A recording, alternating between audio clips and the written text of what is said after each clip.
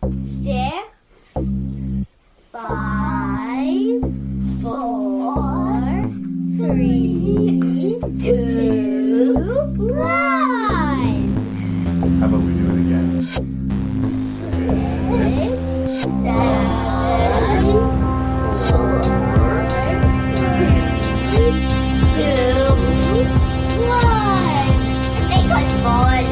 Okay, let's try one more I time. definitely. Ready? I can move you. Making review. Making review. Say 6, 6, 5. 5, 4, 3, 2, 1.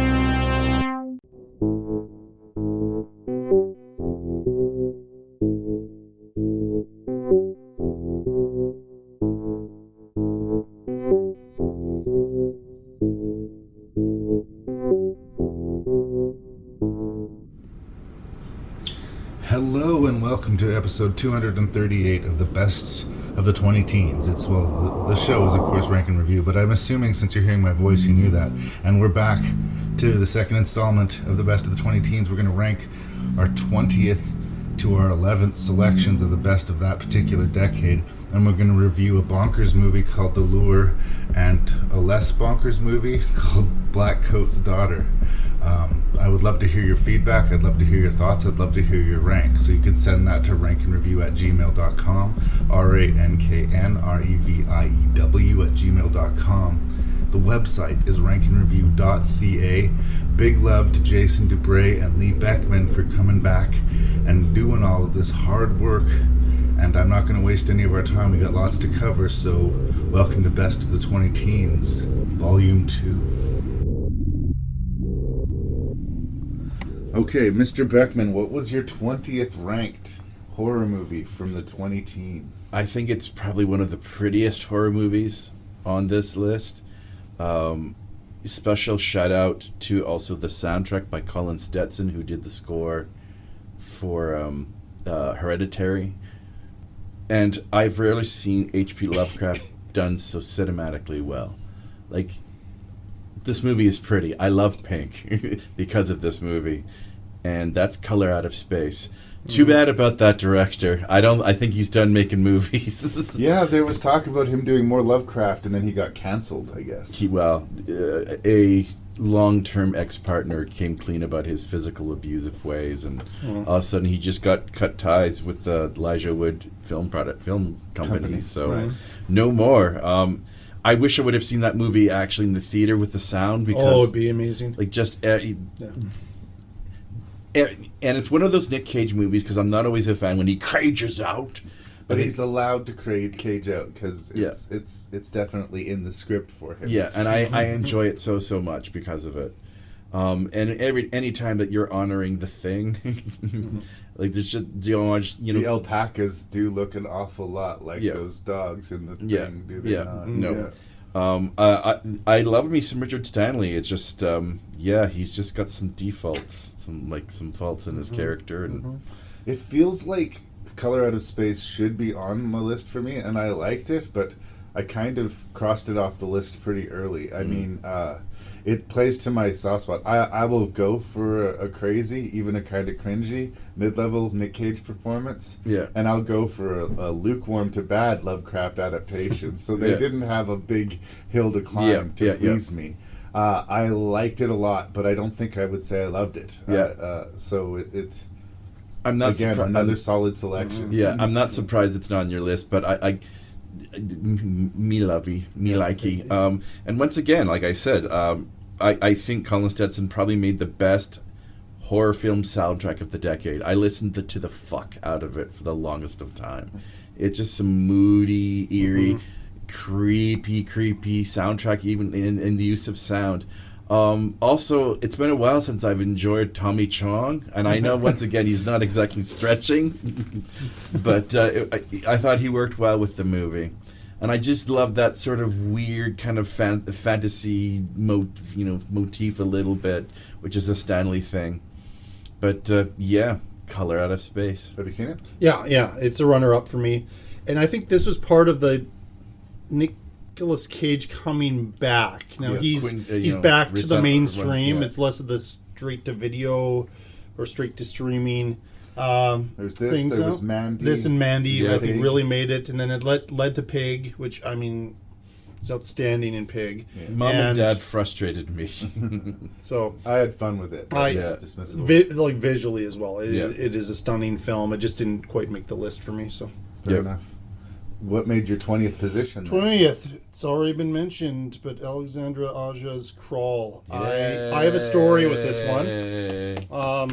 In the year 2019, February, I visited New York City, and I ended up on a TV show live with Ryan and Kelly. And it was the Oscar week, and I won this Oscar contest on international television, and I got $500 in free movies.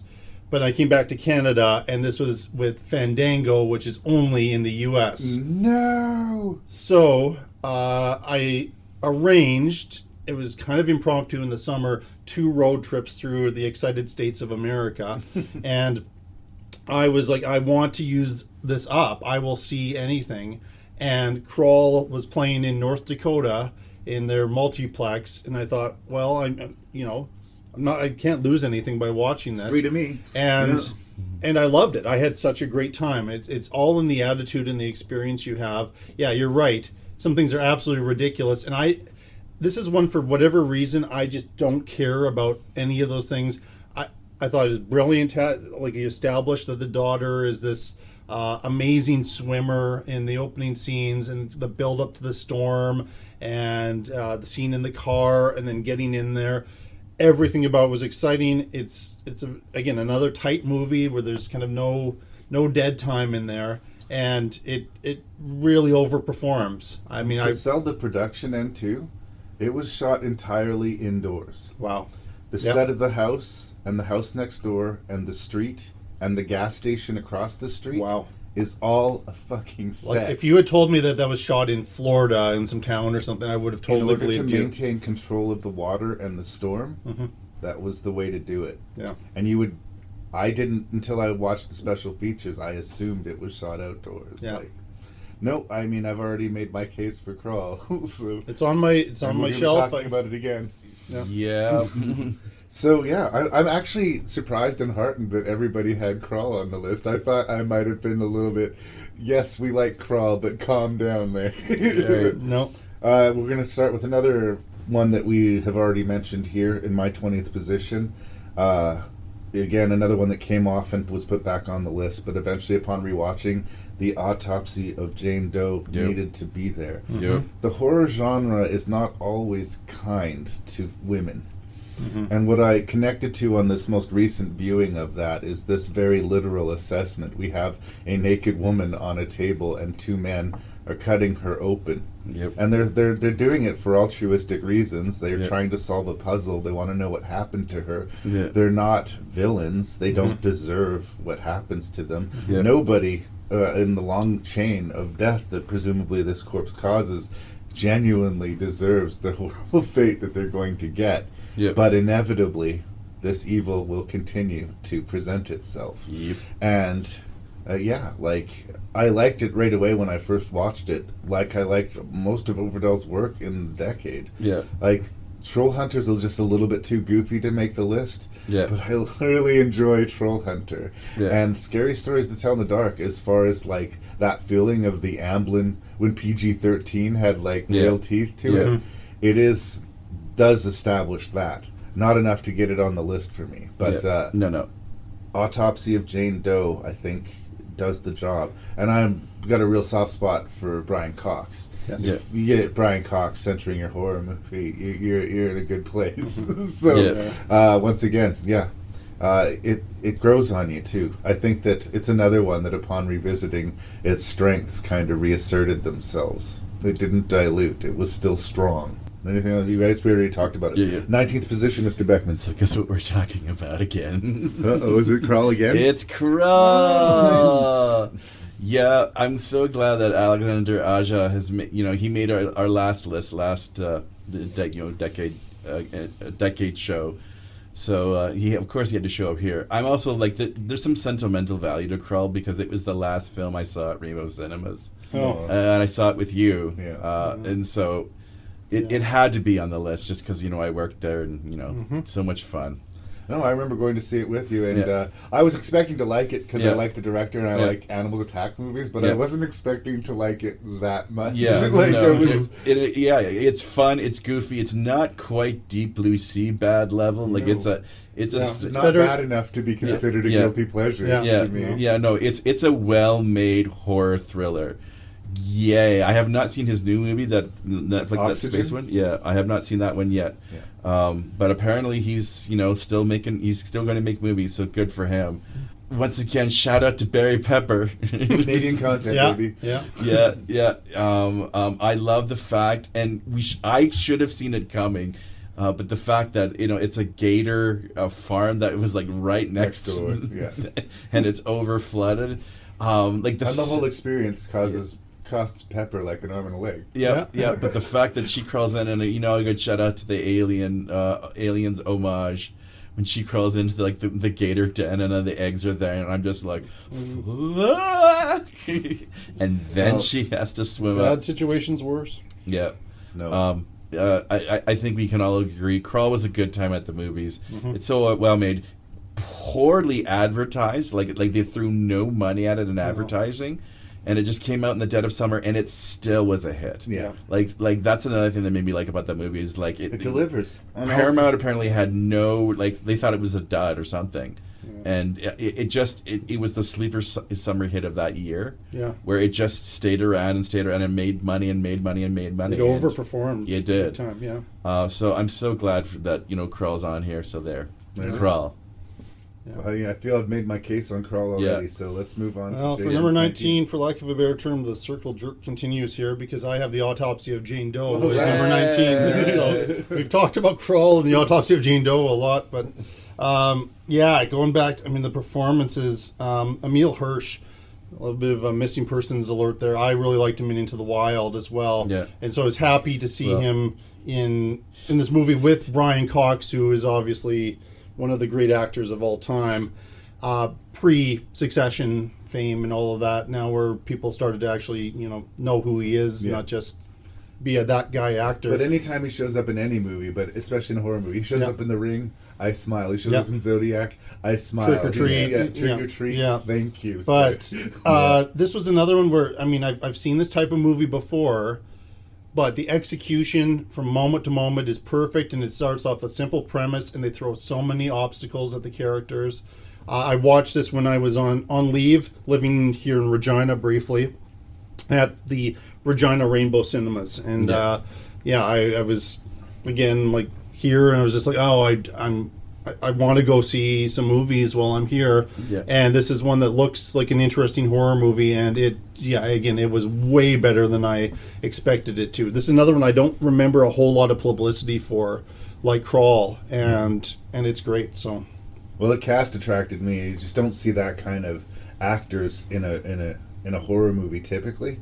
Like Emile Hirsch, I guess his hot phase has passed, but he's still a solid actor. Well, I think Into the Wild is a great book that was made into an okay movie. Personally, I like the movie more than you did. He is really but- good in it, though. I would say that he is really good in it. Yeah. But I feel like Sean Penn missed the point of the book on some ways. But that's a discussion for another day. But yeah, I liked Overdahl, but I was like Brian Cox and Emile Hirsch, their father's son. Yeah. Okay. Yeah. Well, honestly, it could have been written and directed by anyone. I would have been intrigued, and it delivered. So. Yep. Well, Emile Hirsch needs to stop getting drunk and punch studio heads in the face. That's never a good career move. Amazingly, this movie was made long after, but he was, in essence, banished it. But, he still continues to make movies. I never got through Speed Racer. That was, I don't know, just too much at some point. And blah. But, we've all talked about the autopsy of Jane Doe. All right. 19, I said that I had horror sci-fi in every little batch of 10, and I do here. Lee Winnell made this little picture called Upgrade. And, again, people will say, well, it's about AI, and his girlfriend is killed and he is paralyzed, and he is offered this sim system that they plug into his spine that will enable him to move, and there's a voice in his head that talks to him, and he can give it permission over the amount of control it has over his body. And the more permission he gives it, of course, the more sinister things go to get. And again, if you feel like this is a sci-fi movie, I again invite you to watch it under the prism of a horror movie. You could see he's being possessed by technology. There is a greater sort of story going on around it that reveals itself through the script, but the basic idea of your body being invaded by AI, I think is going to become increasingly relevant with every passing second that we go to. And I also think that Leigh Whannell, because he would follow this up with The Invisible Man, has really graduated from strong horror screenplay writer to director to keep your eyes on. Because both Invisible Man and Upgrade have some amazingly well-handled sequences of action and suspense. Do you know what he's doing next? What's he doing next? He's doing The Wolfman with Ryan Gosling. Oh, okay. Well, I mean, he did a good job with The Invisible Man, so I believe it. And originally, all of the press was about James Wan. Because Leigh Whannell saw James Wan directed it, and they did a bunch of movies together, and so that was sort of the dynamic. And it wouldn't surprise me that if, in the end of the days, when things play out, Leigh Whannell will be more famous for his directing.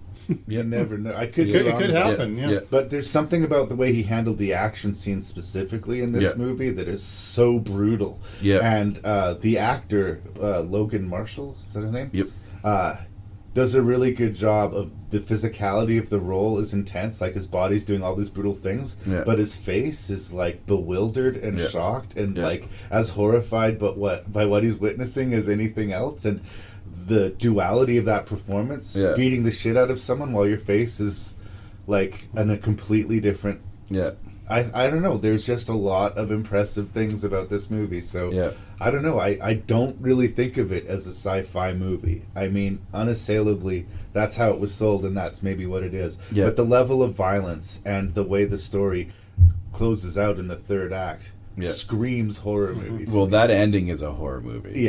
Clearly, when it's all is revealed. And then the technology still exists. This is not the first person, presumably, that's going to happen to. And so, Upgrade. If you haven't seen it, check it out. I haven't. I've seen The Invisible Man and loved it. So it sounds good to me. Worth your time. No, I agree. It's one that I'm like, I looked at the list and went, and I had to be ruthless. I agree it's a horror film. But it turned into the whole sci-fi horror film, and I already had Color Out of Space, which is more cosmic horror, but it was just, okay, I understand. Thriller. It's shot like a sci-fi film as well, but that doesn't mean it's not a horror film. And also, like, it's a very small budget movie. Like, I think it cost, $2 million or something. But it looks good. And it's got echoes of a lot of other movies. I think of Dark City. I think of Memento. I think of, like... I love all those movies, so I'm going to love this. It's got a strong personality, so give it a look. Number 18, Mr. Beckmann. So, I think it's... I wouldn't say it's hard, because I've seen a lot of great horror Western movies. But... at one point, about 2015, this guy, let me look him S. Greg Zoller, who's gone on to make hard-boiled 70s-esque. Dragged Across Concrete and Brawl in Cell Block, whatever it was. 99, I think. 99 or something. I think it's 99, but I could be wrong. Anyways, tough watches. Oh yeah, but really, can't take your eyes off. He made, and they've done this story before. It's The Searchers, essentially. It's a horror version of The Searchers. And The Missing, I've seen a lot of reviews saying, it starts off, with a Western and then it turns into a horror film. No. Even from the opening story, it is a horror film. It's a slow burn. It's a quiet horror movie. And it's called? Bone Tomahawk. Oh, yeah. You gotta let people know what you're talking about. Sorry. I just wanted people to know what you're talking about, because you're selling a movie. So it's Bone Tomahawk. Also, again, amazing cast. did I mention Richard Jenkins before? He's in it and great. He's great in it. Kurt Russell, who's the big lead, he's really good, and it's good for him to see in horror films. He did this back to back with The Hateful Eight. Yeah, and I think yeah. this is a better movie. Oh yeah, completely. I mean, I like The Hateful Eight. It's not talking shit about The Hateful Eight. You know who's I think kind of steals the movie though, and I'm kind of I was surprised. I liked him the most was Matthew Fox. He plays That's right. essentially The dandy sort of. yeah. He's not a likable character and makes some bad decisions, but damn, does he exit this movie in great style. He was so good in Lost, and his film career just hasn't been the same thing. But it's a good role for him. He was also the best part of that really bad kind of serial killer There's thrillers. a sequel to Kiss the Girls. I know what you're talking about. I can't think of it. Along Came a Spider. Oh, no. No, but there's another one. Is there another one? It's the lead detective's name. He was the best part of that sort of contrived movie. But anyways, I digress. Matthew Fox, good actor. Nobody knew what to do with him, so he quit. Yeah. Patrick Wilson's really good. Yeah. David Arquette, Sid Haig. Solid cast. Yeah. I like Bone Tomahawk. I didn't really seriously consider it for the list. I think it does have the shock and awe value, especially when it turns into Cannibal Holocaust in the third act. Yeah, you're just not ready. I was not ready. But it's already been brutal at some points in the movie. The world is established as brutal. Like, one of the first things we see is some guy getting his throat cut while he's asleep. And there's nastiness to the movie right away. Yeah. But again, it was just one of those ones. If to include it, I would have to take a different horror movie off of the list. That I wondered if it was going to be on your list. So I think it works as well as, like you say, almost the darkest possible version of The Searchers. Yeah. It was like they were trying to go as grungy as possible, to the point where the movie almost becomes unpleasant. And upon watching his subsequent movies, which are strangely hypnotizing while you're watching them, but that same thing is there. It's just as ugly as he can possibly make it. And you got to respect him for going there, but I think it does hurt repeat viewings. Yeah. It was a runner-up for me. I totally consider it a horror movie beginning to end. Yeah. It's a bit longer. I mean, No, first time I watched it, it's a slow burn. It was a slow burn, and I like slow burn. I think the first time I watched it, I wasn't quite ready for how slow a burn it was. Right. And if you know what you're getting, it's an easier sit. But I really enjoy it, and of course, anytime Kurt Russell is the lead in a movie now, I am going to pay my money happily for it, even if it turns out to not be a great film. And this is a solid film. Whether it's better than Hateful Eight is a discussion for another day. Right. But yeah. I think it's the best thing film Zoller's done. I liked Cell Block a little bit less, and then Concrete a little bit less still. Yeah. But they all have that same hard to look away from quality. Yeah. So. Well, there's something Pulp good about Fiction. He loves his cult movies. Like, they're all. I mean, one's a prison film. The other one is like a horror, western, and then we've got this sort of Bad pulpy cop versus worst cop. Yeah. Sort of thing. Yeah. Yeah. Unredeemable characters. Anyways. Solid choice, brother. Yeah. For my number 18, I need to thank you, Larry, for introducing me to the Blackcoats' daughter for this show. I knew nothing about it. I'm glad you liked it. I feel like I should have known about this. It was exactly my and slow burn, absolutely, and you're not quite sure where you are with it, and that's it's real magic.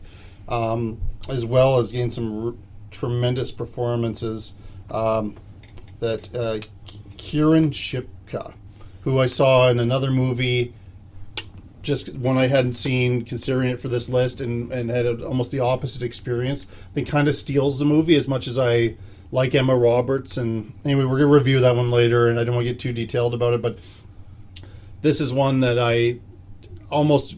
Probably if you talk to me in 5-10 years, I might even think it should be in the top 10. Right. But I just haven't had as much time on this. But it had to be kind of in at least this top 20 for me, because it's just such a Jason horror movie. I mean, it was all these different parts and stories. It's based on a novel, I think, and I could see how it would be a great novel as well. Yeah. It's I really solid. wanted to talk about it with someone because I needed to uncode it. Because I think, like I said in the introduction, I really liked the movie, but I didn't fully get the movie, I think, the first time I watched it. But despite not getting it, I knew that I really liked it. Yeah. So I wanted to talk about it with you guys, and that's why it's on the list. And it's another one of those movies that could and maybe should be on the list, but it just isn't. Yeah. I included it. We're going to have a good discussion. We will, So, and only one viewing for it, and it won me over completely. But I'm still thinking about it. Yeah. Well, that was the real strength of the movie. When I first watched it, I was like, "Yeah, I like that. That was interesting." And then days later, I was still chewing it over. Yeah. So, why are you doing this? Do you believe in God, Joan? Ever tried to look for him? I look for him in the unlikely things that happen. Little coincidences. Diddle, diddle, Blackcoat's daughter, what was in the holy water? Gone to bed on an unclean bed, the angels, they forgot her.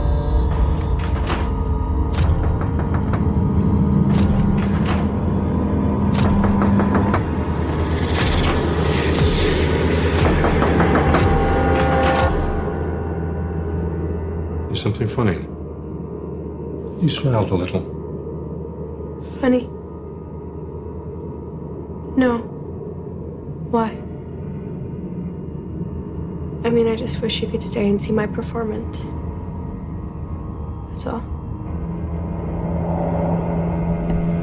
So there were a lot of movies in this decade about sort of poisonous psychological loneliness. And people being corrupted either by their own illness or some outside supernatural force corrupting them and changing them, and that being the overarching arc of the story. Or the will there, won't there. Is there something supernatural, or are they mad? There's like, I don't know, what is it? Saint Mary or Possum or... Saint Maud? Saint Maud, thank you. There's just a whole bunch of them. They're almost too much to choose from.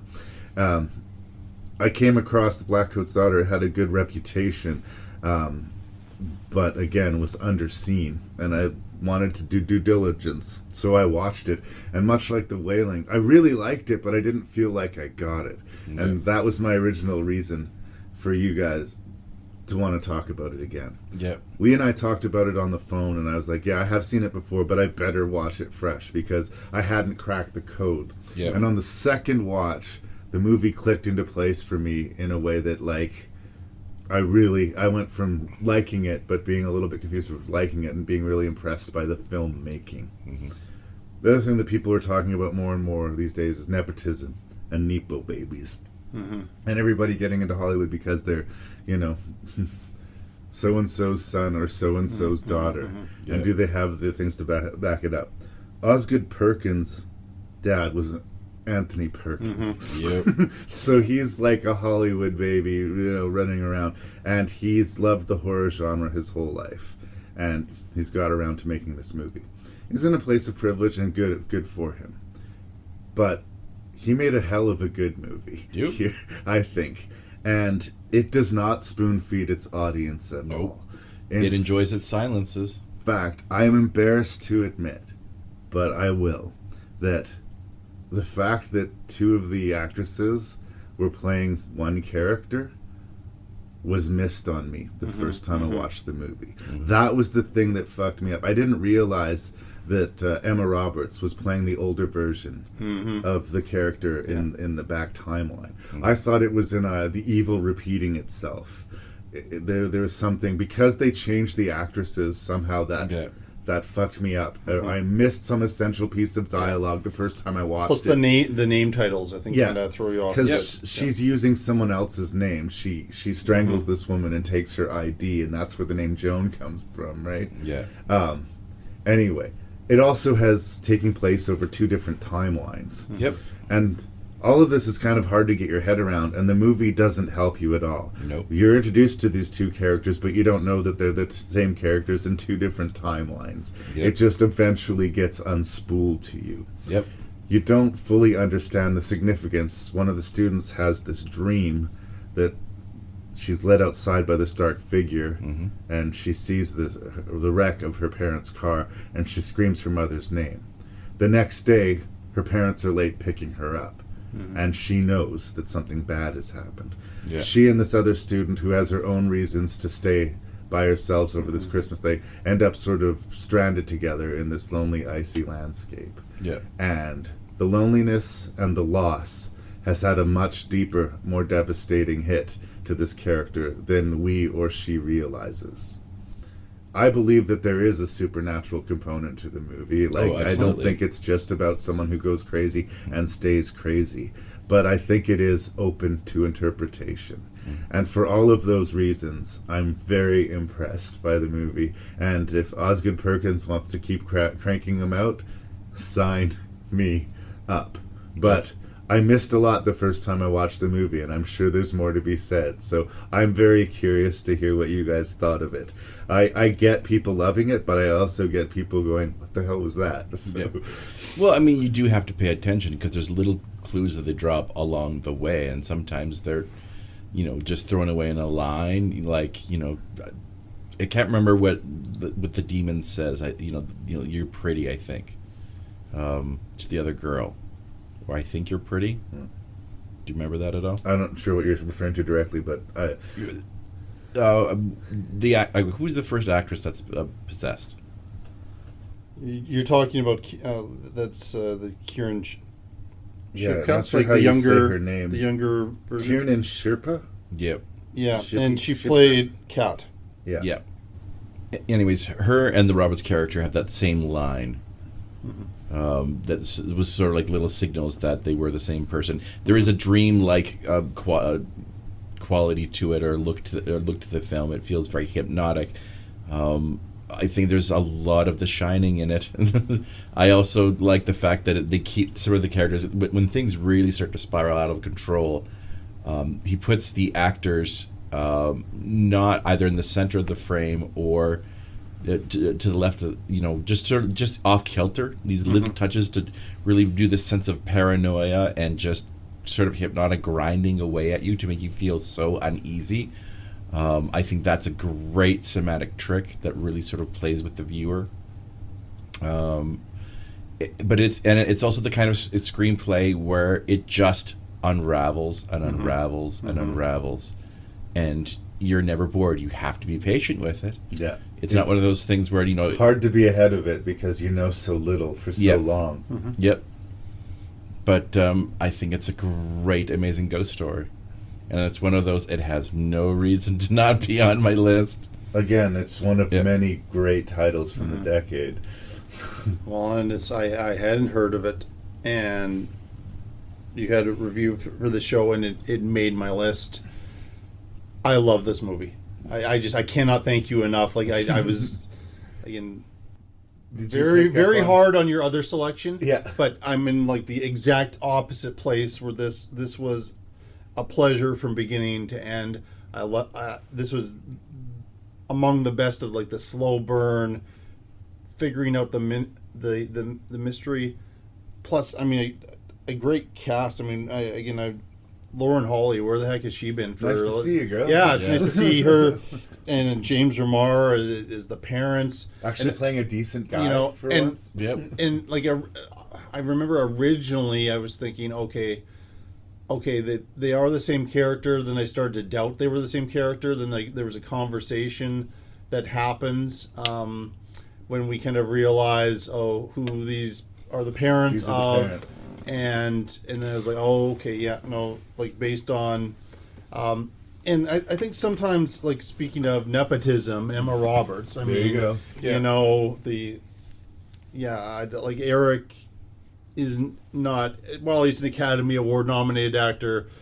Our mutual friend Kurt said that he does real estate videos. Oh wow! In New He'll do Jersey, literally he anything. will do anything Yeah. at all. Like I saw this awful creature movie or something one time, There and was. there he is. He doesn't look like he's acting with anybody else. They just did shots of him saying lines, but But I mean, Julia Roberts still to this day is a presence, you know. If And your auntie is Julia Roberts But- and you want a foot in the door in Yeah. Hollywood, you probably have it. and I'm not sure I've always been on board with Emma Roberts, but she is really good in this. She's just She's playing a pretty low status, crazy character Yeah. in winter in Toronto. yeah. Like she could be in much more comfortable, cozy rom-com sets if she Yeah. wanted to be. Yeah. So I think she did this movie because she wanted to do this movie. Well, it's a great. So that says she's got good taste in It is a great screenplays. horror script. And Maybe she read the novel too. I mean, She I don't know. delivered the performance Yeah. for me. But everybody delivered a solid performance. Even it's only in a few scenes, but that priest at the beginning, right? And that was just an odd relationship he has to the cat character from the beginning, and then we see that talent show where she's singing that song, and it's like this. She seems like this sweet girl, but there's something else going on here, And she throughout, thinks she's it gets, killing it. Yeah, Yeah. I mean, and we've all seen those Yeah. situations, but I didn't know what the payoff ultimately was going to be, but I didn't really want this movie to end. I would have been happy to spend 4 hours with these characters with this exact pacing and this exact style, because this is the type of horror movie that Jason Dubray loves. So thank you again. I have some criticisms, but they're, again, very, very minimal Right. things here and there, but it's Upon watching it the second time, I was embarrassed that I didn't put together I feel like I missed some essential piece of dialogue on the first pass, because on the second pass it seemed very clear to me, but it didn't the first time.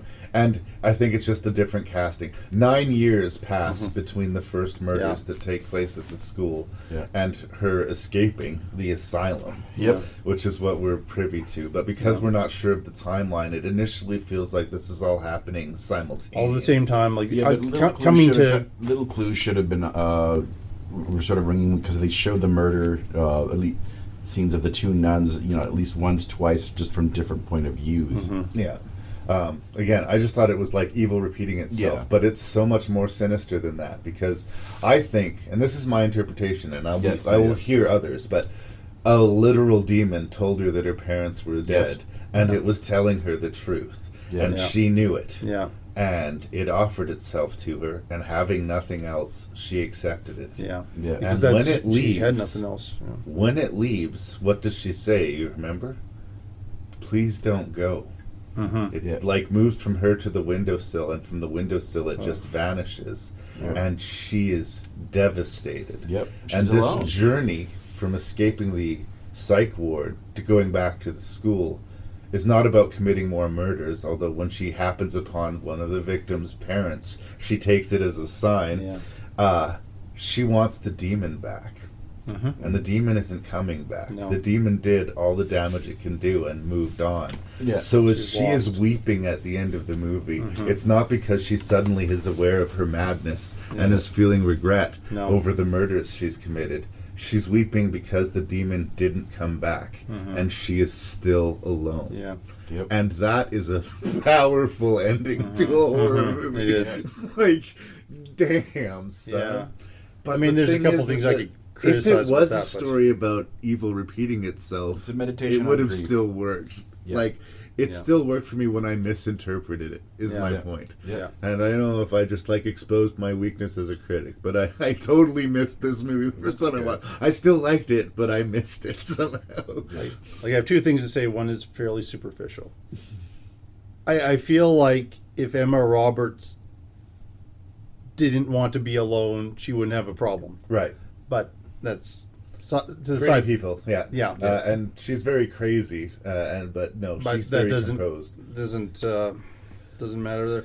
But how do you two feel about the exorcism scene? I don't know if I needed that or not. Like that's something I'm wrestling with. I guess is the biggest. In a movie Wonder. that wasn't conventional, I think it stood out because it's a very conventional Yeah. scene and approach. Yeah. We have seen that scene before, but I like that it was a brief and effective exercise. Yeah, they didn't make a meal out Yeah. of it for sure. I just wasn't sure if I needed it or not. Right. I don't know, there's something about the way they patiently unspool the story. And there were a lot of movies like that in the decade that just really trusted its audience in a way that I'm amazed that it's still popular, because it really feels like a lot of movies, if they don't grab the kids' attention in the first 5 minutes, they're in their phones and the movie sucks because it was boring. And and this would be one of those for a lot of people. Filmmakers in this decade just kind of like, I give up. I cannot keep up with this. Leave kids to their YouTube videos and whatever else. I'm going to make the movie I'm going to make, and I'm going to trust that my audience will be intelligent and they will find this.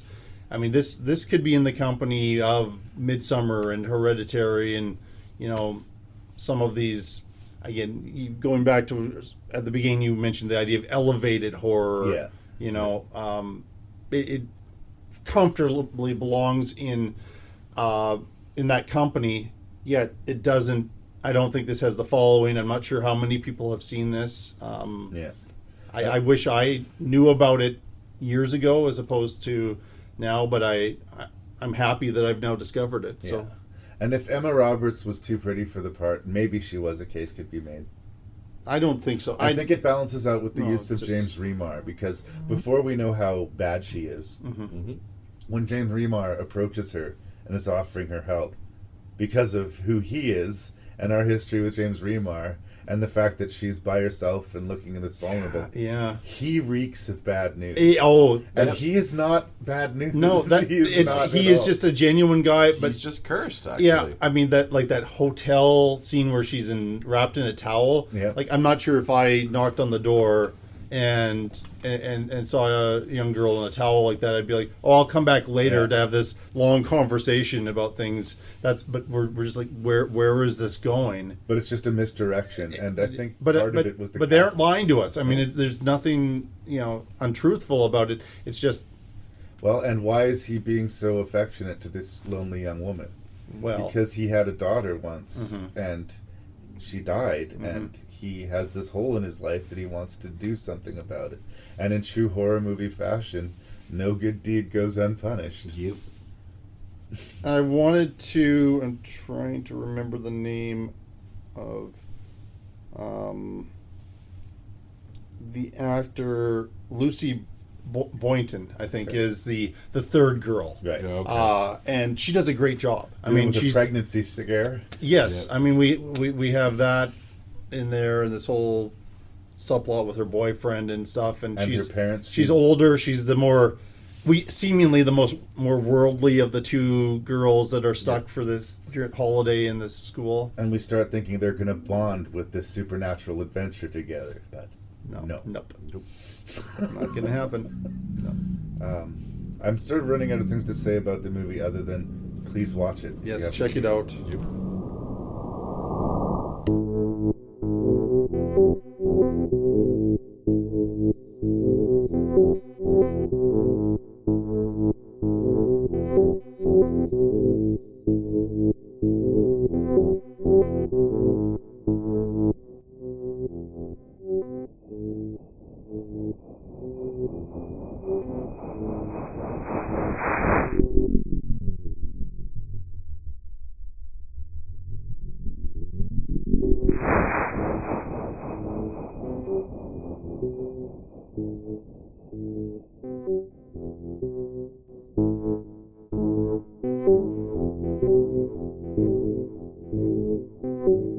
Well, I doubt this one's going to be on your list, either of your lists, but I was talking earlier about like the Quiet Quiet Bang movie, the Conjuring universe, the Insidious, and they have their place, and I enjoy watching them. I just didn't put them on the list. Yeah. Instead, I'm going to put Terrified. This is a Spanish language film directed by Damien Rugna, and basically it's a bunch of excuses for set pieces involving jump scares. And that doesn't sound like a juicy way to sell the movie. But cumulatively, they're some of the best jump scares I've ever seen. There's a scene early in the movie where a guy wakes up in the middle of the night and notices his wife isn't in the bed, and he's hearing this crashing sound. Yep. Whack. Yep. Whack. Yep. Whack. And he gets up to investigate what that sound is.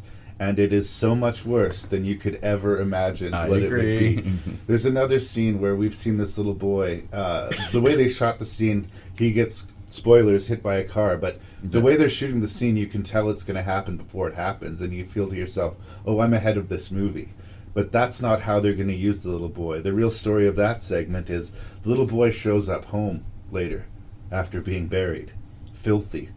And he's sitting at the kitchen table, the corpse of a child. And the investigators come to see what's going on, and they're having this conversation, and this child's corpse is just sitting there the whole time, and you cannot look away from it, and you're waiting to see it move like it got there somehow. And the whole movie is based off of these. There's a point of view shot where a gentleman is looking across the street at a threat. I don't want to spoil it because I don't think a lot of people have seen the movie. I haven't. But like he looks out the window and he's talking to his friend on the phone. He's like, I don't see it. And then he goes back to talking on his phone. And then he looks out the window again. And they use the same camera move every time he looks out the window. And you know one of these times he's going to look out the window and they're going to get you. And they still get you. Yeah. As far as throw your popcorn on the floor jump scare movie, Terrified lives up to the title. Yep. Does it tell a story that has a beginning, middle, and end? I think there's some debate as to whether or not it does. But it works enough as a scary, like Halloween night boo movie that I had to put it on the list just for the strength of the scares. It's on Shudder as well. But Shudder is good enough to release. They do release their movies, yes, of their movies. But yes, you can watch it on Shudder for sure. Yes, no, Terrified is good. It's not on my list. Once again, I go brrr. Well, and I again, this is a conscious thing. I didn't want to make the obvious choices. Yeah. This is where The Conjuring would be for most people, or like one of the Insidious movies or something like that. I just went a different way. Yeah. But that's good. There it is. Yep. All right, Mr. Beckmann, what's your 17th?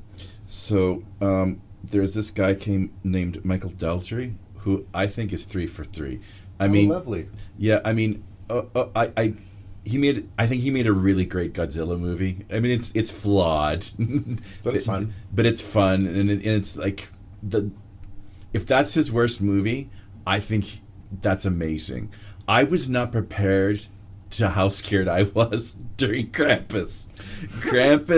And I knew it was a PG-13 horror movie. That movie has no business being PG-13. I am shocked.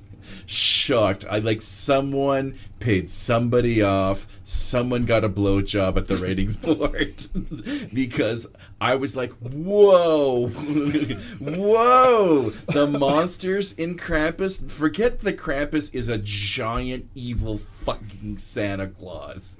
I enjoy the movie a lot, but I do guarantee you some families took their kids to see that movie and walked out of the theater furious. Yep. And I love the fact that Universal released it. The cast is awesome. Adam Scott. We will be talking about Toni Collette more than once. She's awesome in it.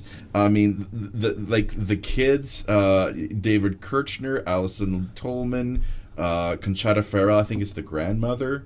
And not a happy ending. Yeah. Not a happy ending. It is not what you're expecting at any point, but it is entertaining wall to wall. Yeah.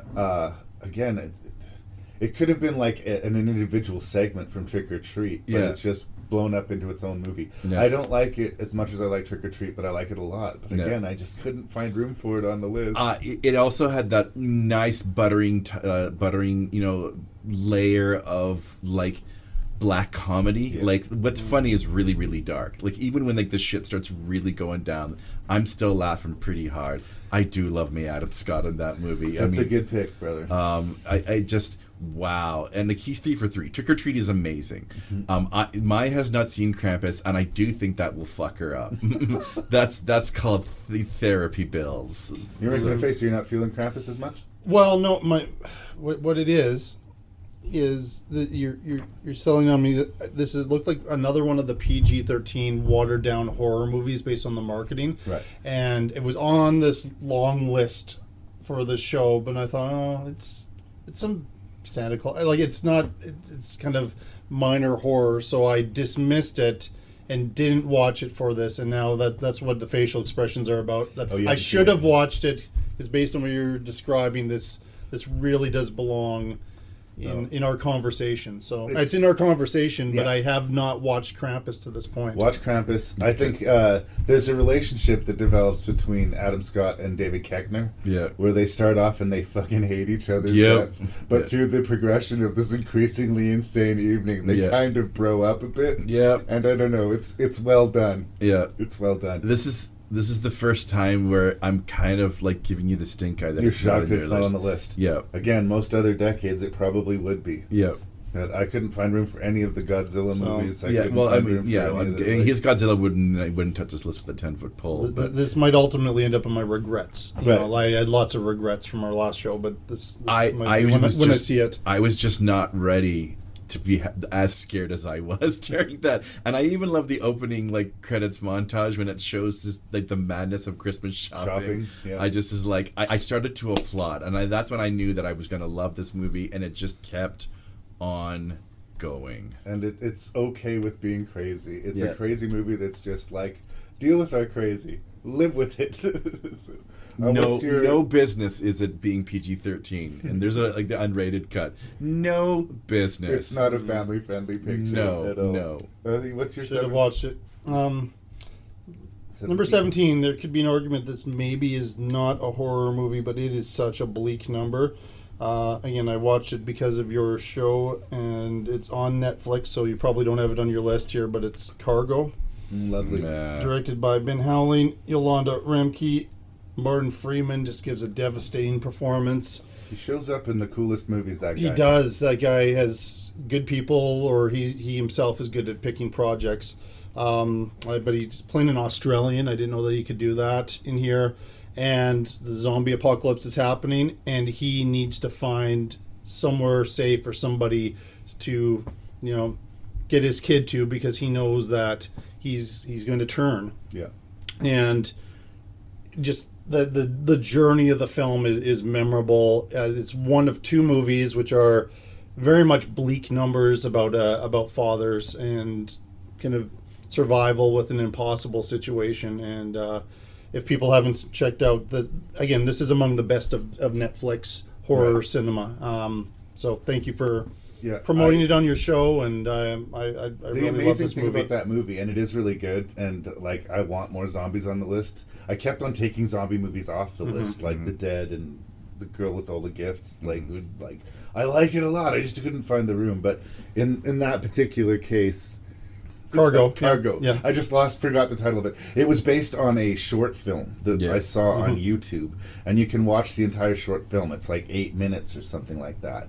And as much as I love the Cargo movie, I feel that it accomplished basically the same thing in its 100 minutes that short film did in 8. And I think that might be the reason, other than the fact that I can't own a copy of it, much as I would like to. It didn't make the list. So you thought there's a lot of air kind of in the journey. And just the fact, it was the same, I believe it was the same people who did it, but the idea of that, the central conceit, which is the short film, he's bit, he knows he's bit, he ties this carry-on with a baby in it to his chest, and he binds his hands, and he makes sure that his face is not close enough that he can... And he starts walking towards where he knows people are. And that's where the short film ends. We don't have all of these other subplots and we horrible people we encounter. But that feeling that the short film left you with is very much similar to the feeling that the movie left you with. And I mean, I recommend both of them. But if I needed an excuse to keep it off the list, I guess that was it. But I am a fan. I mean, I endorsed it in spite of it being a Netflix original. Yes.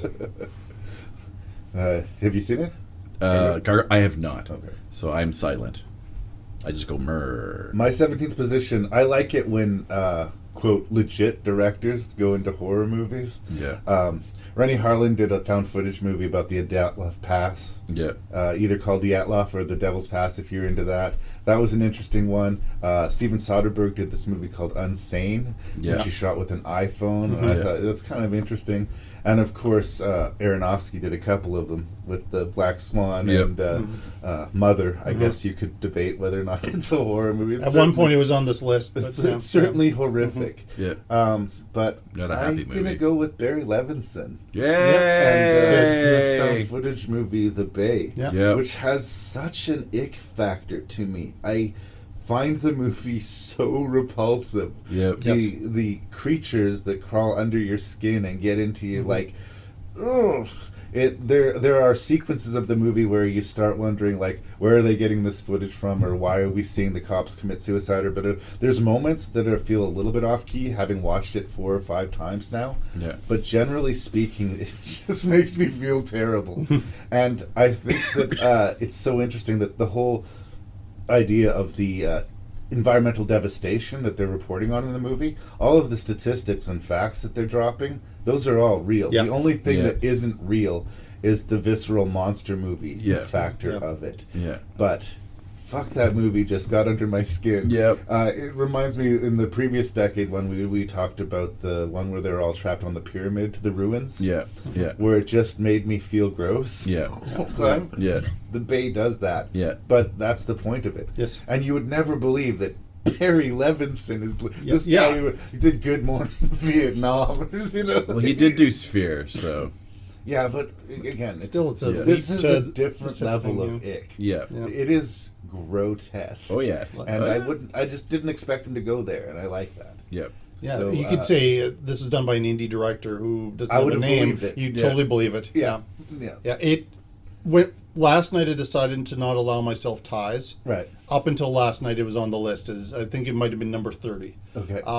Yeah, I'm glad you gave it some airtime here because it's it is something else. And they use, often the problem with some of these movies is they use the news coverage, and this is the big break for this young woman. Yeah, So that's why she keeps filming all of this stuff going on to try to, improve her career. So I went along with the conceit for a long time there. There's So that terrified little girl who's just recording her experience at Yes. the hospital. Yeah. oh Yeah. it's brutal. Yeah. It's such Yeah, an give him a upsetting- horror Yeah. movie and he'll do it. Yeah. The only reason it's not on my list is because I knew you would put it on Because your you list. knew it fucked with me. Yeah, yeah. Well, and you fucked with me too. So so that was one of those ruthless. This is the only reason why it's not on Yeah. my list. Well, I get it. But it's good. It's in my honorable B-sides, as I will call them. It's in there because I agree with you. This movie, and it takes a while on the ick factor. Oh, yes. But when it does happen, but you can feel it coming. Like you just, even if you're saying it's boring from the Wreck movies, I don't care. The way it's playing the structure of the movie and how it's shot and all the different media outlets in a lot of ways, and the fact that she's one of them. Well, and With it her doesn't narrative. lock itself down to one camera perspective. Yeah. It's like somebody has assembled people's cell phone footage and Yeah. security footage and cop cam or Yeah. body Yeah. cams. Yeah. You know what I mean? And they've just cut them together to Yeah. show us this series of events. Yeah. And all of it is terrible. Yeah. Controversially, I prefer to the Wreck movies. Oh, yeah? Okay. Yeah. Yeah, I know the Wreck movies have more of a horror following, but I have this zombie problem. you know? Yeah, but I mean that is the only reason. I just knew that you would be talking about it, so I just went, okay, that's why I'm taking it off. But I understand. Well, it's time to talk about your Sweet 16, and we're about to be halfway through the ranks. Yay! What's your 16th? So, Once a Movie, this is the film that I went back and forth on, but when Dubray said he wanted to talk about it, and I watched it again, I went, yup. And that's Blood Quantum. I really dug it. And R.I.P., by the way. Yeah. it's sad. The director passed away very Jeff recently. Barnaby, yeah, who's also Rhymes for Young Ghouls, is also very, very good. Yeah, I haven't seen that one. It's No, good. brother. You could argue that's also a horror movie. It's more about the effects of residential schools, since we've already talked about it. But yeah, no, it's really good. This movie reminds me of a story I had with another Indigenous educator I had, and she talked about how once the buffalo had all been slaughtered, and just what was left of these people, and they sort of came across and begged for help among the forts, and they scared away all the white people at one point. Not like they didn't deliberately do it; they were just horrified and thought they were coming to invade when they were like famished, dying for They're food, asking for help. Yeah, and out of anger, one of the persons shot a bullet inside like the head police chief's window, and that caused them when they came back to the actual fort to go and hunt them down and such, like it was, or at least arrest them, excuse me, these people, and they talked about how they were just begging for help, please feed us. And then there's a scene in there where the movie jumps 6 months later, and they bring in that family, and that scene right there, like it's done by a filmmaker who understands being colonized very well, and he's flipping it deliberately to show what white people, what would this be like. I think it's a bold movie. It's one of the best Canadian horror films, right up there with Ginger Snaps. Well, and it's just heartbreaking because where would this guy have gone? Yeah, I would have he loved could have to been know. an indigenous Cronenberg. I mean, I know his style of films are different than It's Cronenberg's. overdue. Like that voice needs to be recognized in Canada. It feels like to me it should be on my list for that very reason. Like so many great zombie movies this decade. Yeah. It didn't quite make the list for me. We are going to review it, so I'm not going to spend too much time on it. Yeah, but that exactly. I also like that it still works as a visceral, bloody zombie movie. Yeah. It's not a lecture. I'm No. not like being bombarded with white guilt while I'm watching this movie. No, It's like you're watching the actions happen and how they relate to the story, you're seeing the work of a guy that loves the Romero zombie films, like, and just. And it's bloodthirsty. The Yeah. gore is it is delicious. very very gory film. Yeah. To be continued. What was your Sweet 16, Dubray? Mentioned before, but yeah, this one is one that I hadn't watched until preparing for the list, and I was recommended to me by a student probably nearly 10 years ago now, and I didn't get to it until recently. But You're Next by Anne Wingard. It is a fun movie, and again, we talked about the cameos and all that, and this Sharni Vinson, I think is the name, steals the movie for me. That everything in this plan, which I don't want to spoil for those who haven't seen it, this is the thing that they didn't count on, is that the guy's girlfriend was a survivalist, and she comes up with, immediately starts acting and doing things, and I was what? Like, how does she know what to do here? And then we get her backstory, and then I am on side with her for the rest of the movie. I think I was a little bit, as a slight knock to the film, I was a bit ahead of it as far as some of the surprises later on. But I didn't care because I was having such a good time with this. Yeah. Well, and if ever you found yourself frustrated with a survivor girl who's constantly walking down slow, dark hallways to a noise to investigate, or making decisions that make you go, "What the fuck are you doing, girl?" Sharni Vincent never does that in the movie. She's always doing the right thing, and the movies run on that engine instead of the opposite. Oh, and like the end, the last scene, and when she realizes what's going on, which I knew it was happening. It was just like that reaction was brilliant. Yeah. Great performance, and they used this actor AJ Bowen in a is he or isn't he role, and he's just played so many bad guys. I think it's it kind of cooked predictable. the books a little bit, but love it. I'm going to be talking about it again. Very soon. And I love the idea of it's the eat the rich type of idea. We see these super entitled people and how that blows up in their face, and I believe maybe not to this level, but something like this could happen. I mean, you hear these true crime stories about these families. So there's a line from Zack Snyder's Watchmen.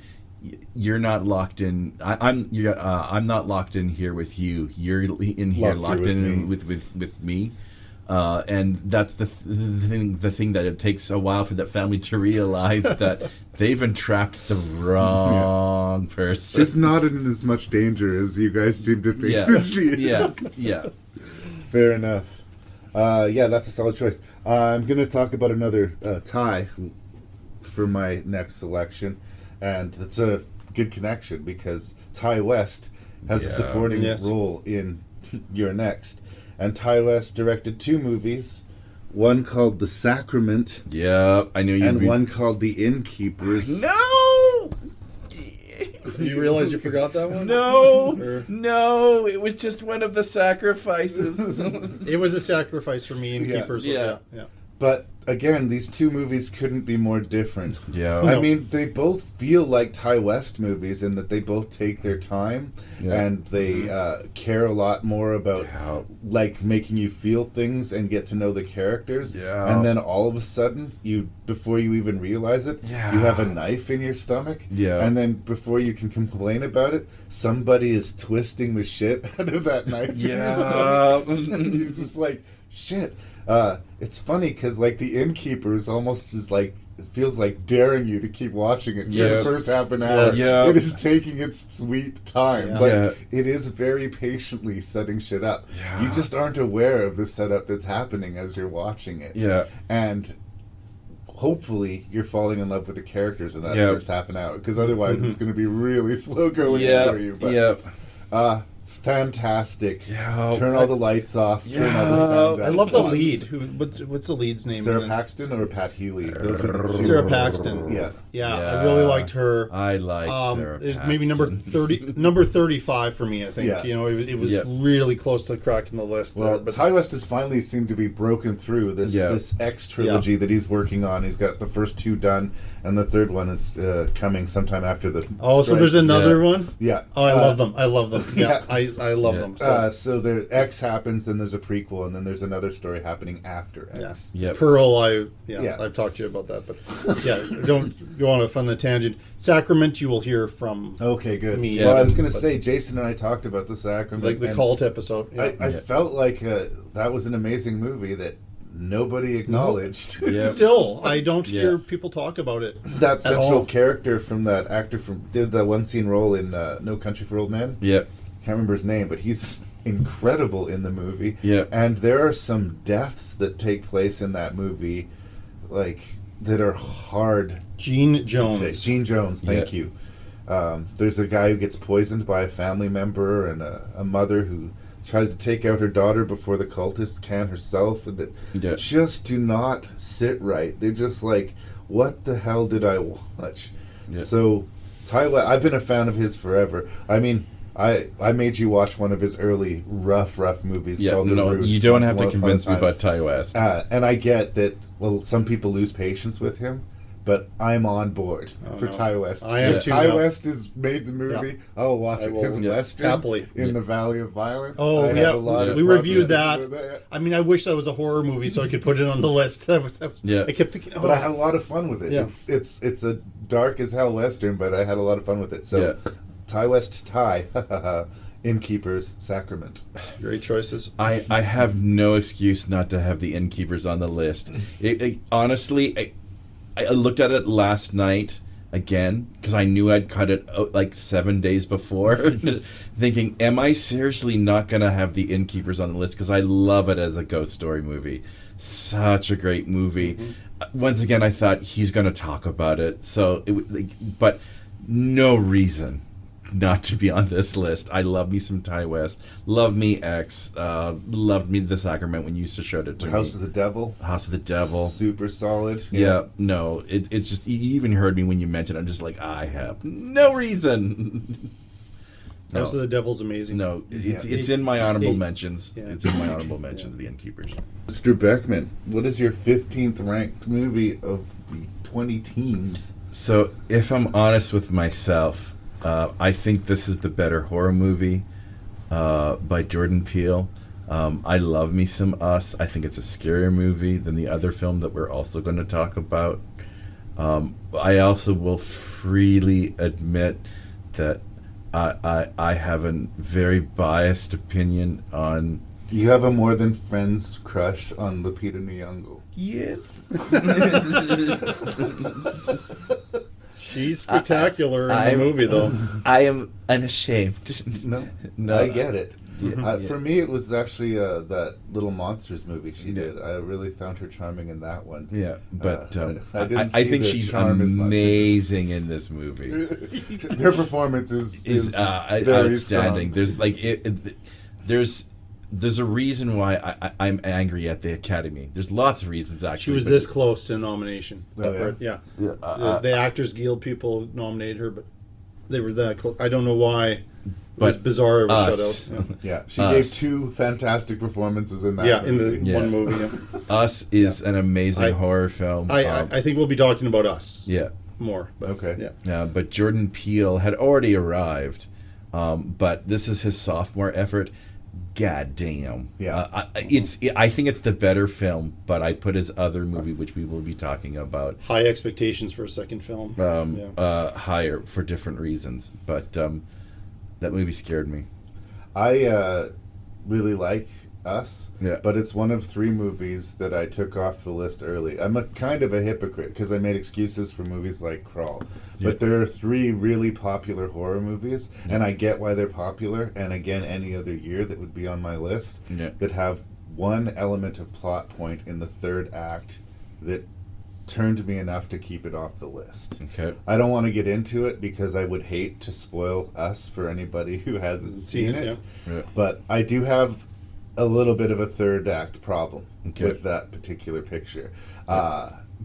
But it's totally worth any horror fan's time and any fan of good acting. Yeah. I actually think the whole family, the yeah. dynamic, Mm-hmm. the dad is a really great, goofy dad, but Yeah. when he's trying to sort of prove to the others that he's intimidating, King he's shit. not doing a great job. Nope. But you cheer for him, you like him, Yeah. and it's just well handled. So, no, I have a lot of respect for Us. Get Out will be mentioned later on, but Lee is so disgusted with my opinion, he just walked away. Yeah. But he was trying to turn out a light as well, I think, and save some. And you said yes, it'll be shown up for you. on the Yeah, list. indeed. And I'm interested off mic to hear your 3rd act problem with Okay. it. But yeah, so we're on to my 15. Yes, Yeah. please. Yeah, so number 15 was alluded to. So this is where we're starting in on a film festival surrounding a filmmaker named Mike Flanagan, and I'm starting with Gerald's Game because Lovely. you're right. How in the world could you create a feature-length film out of that premise? Yeah. Couple go to the remote cabin. They decide to have experimental sex. He has a heart attack. She is stuck in this bed, and that's What we got. And- in the and novel, it's she's physical. not naked, she's topless. But in the novel, she's just in her underwear and she's Yeah. handcuffed to this bed, and that's where she is. and then for we're in her most of head for the book. rest of the movie. Absolutely in her head. And somehow Mike Flanagan found a way to make this I'm sure it's not on your list because of the Netflix thing, but Yeah, but that's the only reason it's but not on my list. it's remarkable what he does, and also like the acting. Carla Gugino, I have loved her since when she first kind of came out and people started to pay attention to her in the 90s in independent cinema, and this was a great role for her because again she was another kind of missing in action actor that Flanagan he really casts movies well. I think that's kind of the message at the end of all of the praise I'm going to give him in the next little while. Yeah. And Bruce Greenwood, solid again. Another great, and a Canadian actor where he's given a little bit more to do Yeah. than when he's given kind of that guy two-dimensional role in most of his Hollywood movies and And roles. he must so have liked him because he showed up in Dr. Sleep as well. he did as well. Yeah, that's right. In those those meeting scenes. Well, I'm not going to fight that choice particularly neither at am all. I remember when that book came out. He did a run of books in the early to mid 90s where it was all female-centered main characters, and it seemed like he was stretching himself. And some of the blood-hungry Stephen King fans were getting a little bit impatient with him. I remember reading that book and really liking it, but thinking, here's a chapter about her flashback to her watching an eclipse with her dad, and here's a chapter from the point of view of a dog. Yes. And Yes. here's a chapter, like, how do you even begin to Yeah. approach this? And the character he creates, and I can't remember his name, but the grave robber character is so haunting as described. And when you're first reading about him in the book and it's so horrible, it's compounded by her because she doesn't even know if what she's seeing is real. Yeah. We know what she's seeing is real, but she is so She's far no- gone at this point that she doesn't. Yeah. And it's really, really well done. I would have not imagined. Like, there are Stephen King things that haven't been adapted that make me scratch my head. Like, why- have we done, like, 9 Children of the Corn movies, but we've never seen any version of The Long Walk? Like, what's going on? The girl who loved Tom Gordon. Where's that Yeah, movie? I'd love Like, to see that. But, Or decent Dark Tower. yeah, You give know. us a good Dark Tower Yeah. movie. Instead of remaking a bad version of Pet Sematary and then making a sequel Yes. to that movie, how about tackling something fresh? And this one, I would have totally understood them just leaving it the fuck Yeah. alone because I wouldn't know as a writer where to start. Yeah. What are we going to look at while we're watching this It has to movie? be visual as well. It's a visual medium. Yes. And and who are you going to cast to be naked on a bed for this whole Yes, I know. movie? Like, Yeah. Then the other thing is there's the tie-in in the novel to Dolores Claiborne. That's right. And I love the novel. I love the film of Dolores Claiborne. And I thought, oh, surely he's not going to be able to do this. But he does have a connection there, which is, I mean, it's not that overt, but it's in there. if you want it and you've read the book, it's there for you. Yeah. It was totally satifying as a fan of King. Sorry, we feel like we were taking it. Have you seen it, or do you have something to? No, I've seen it and I agree. We already talked about the director, and I'm just like, look, any of his movies, including Gerald's Game, should be on this list. I just decided to choose Oculus because it's the one that scared me. I'm glad the you chose most. Oculus because There's plenty to choose from in his catalog. this No time. argument there about Gerald's Game or any of the films he's made during this time. Well, we spent a bunch of time on Gerald's Game, so let's be really quick for Yeah. my next selection. In 15th place is your next. For all of the reasons that you gave Mr. Beckman, the reasons you gave Mr. Dubray. It kicks ass as a horror movie, but it's got a real delicious dark sense of humor. Good enough. Yep. So we'll just hand it right over to you for your number 14th position. So we've also talked about this movie, and special shout out to Scott Derrickson. But I think he came on. I think he arrived with this movie, and any movie he does, I will go and see, and that's Sinister. Bagul is a terrifying villain.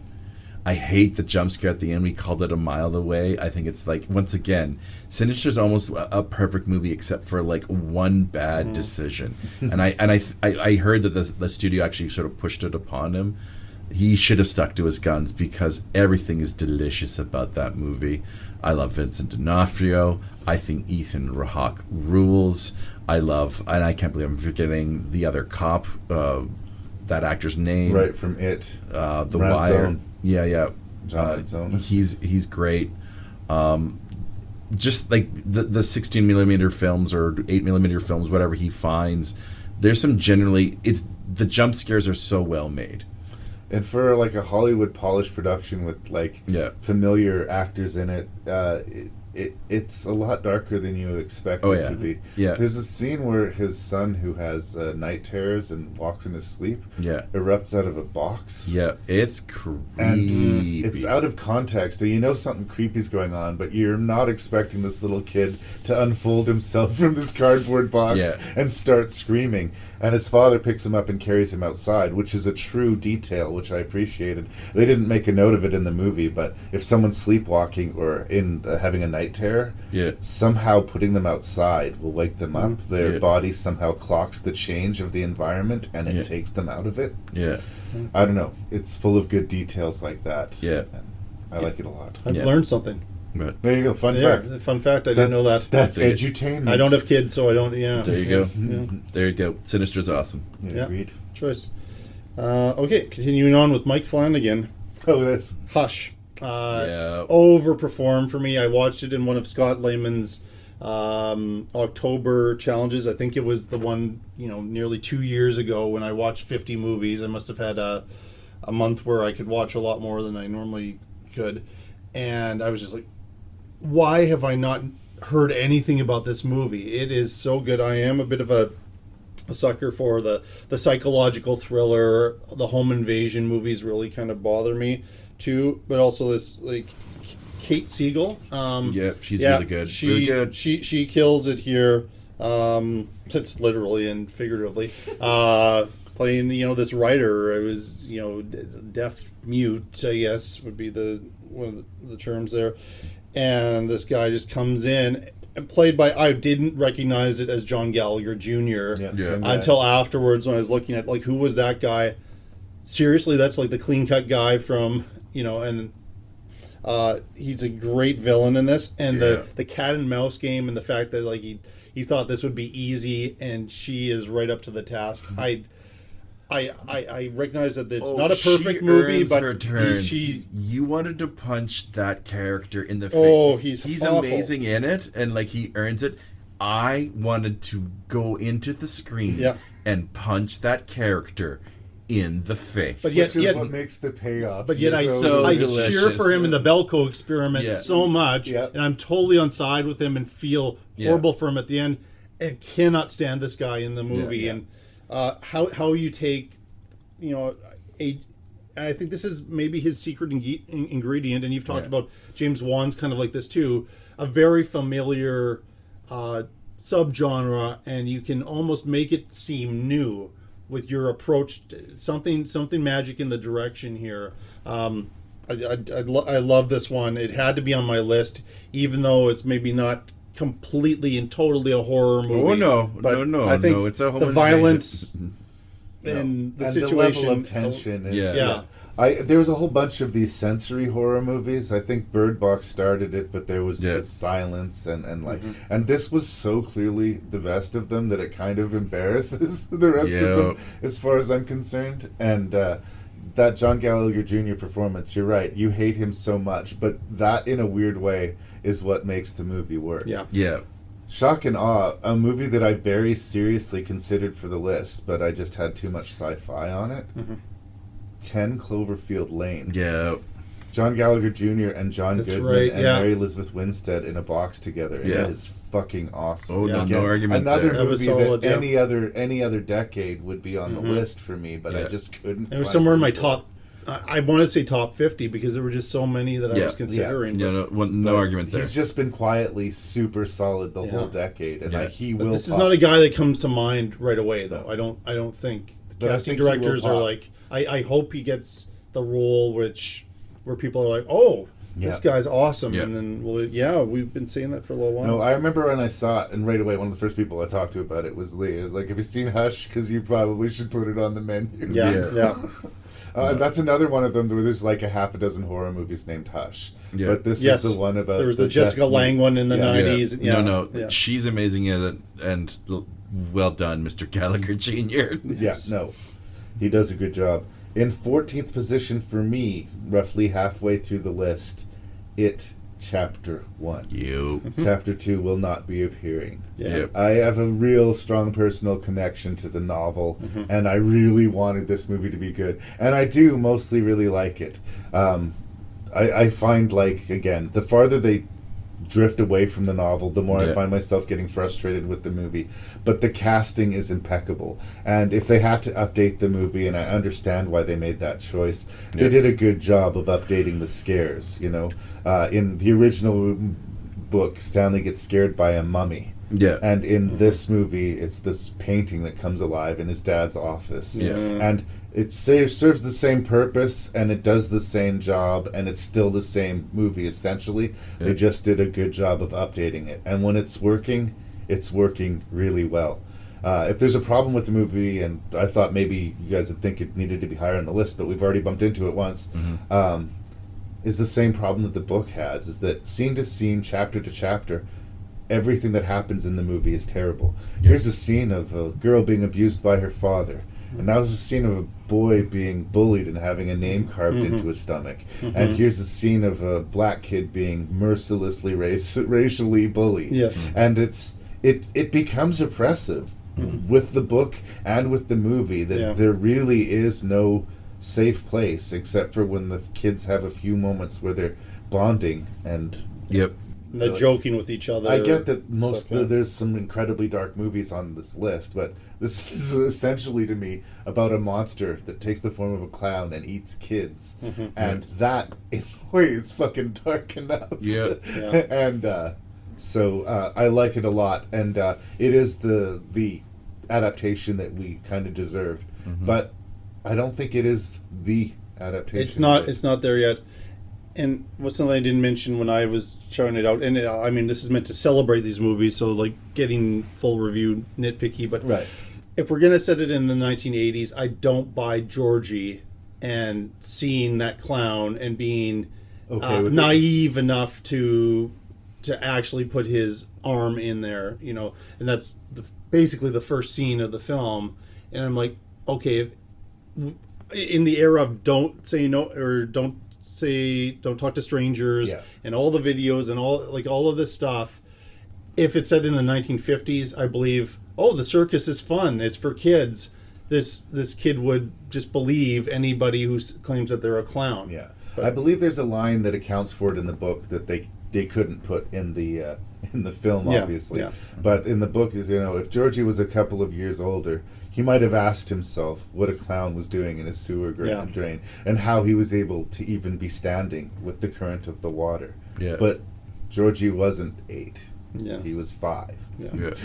So But and if he's a sheltered 5-year-old, maybe Yeah. I can. Yeah. But again, I'm very familiar with the novel, and I think no matter how good it was going to be, I was going to find threads to Yes. pull. Yeah. And I still, Me too. I still made it on the list, still halfway through the list. So, Yep.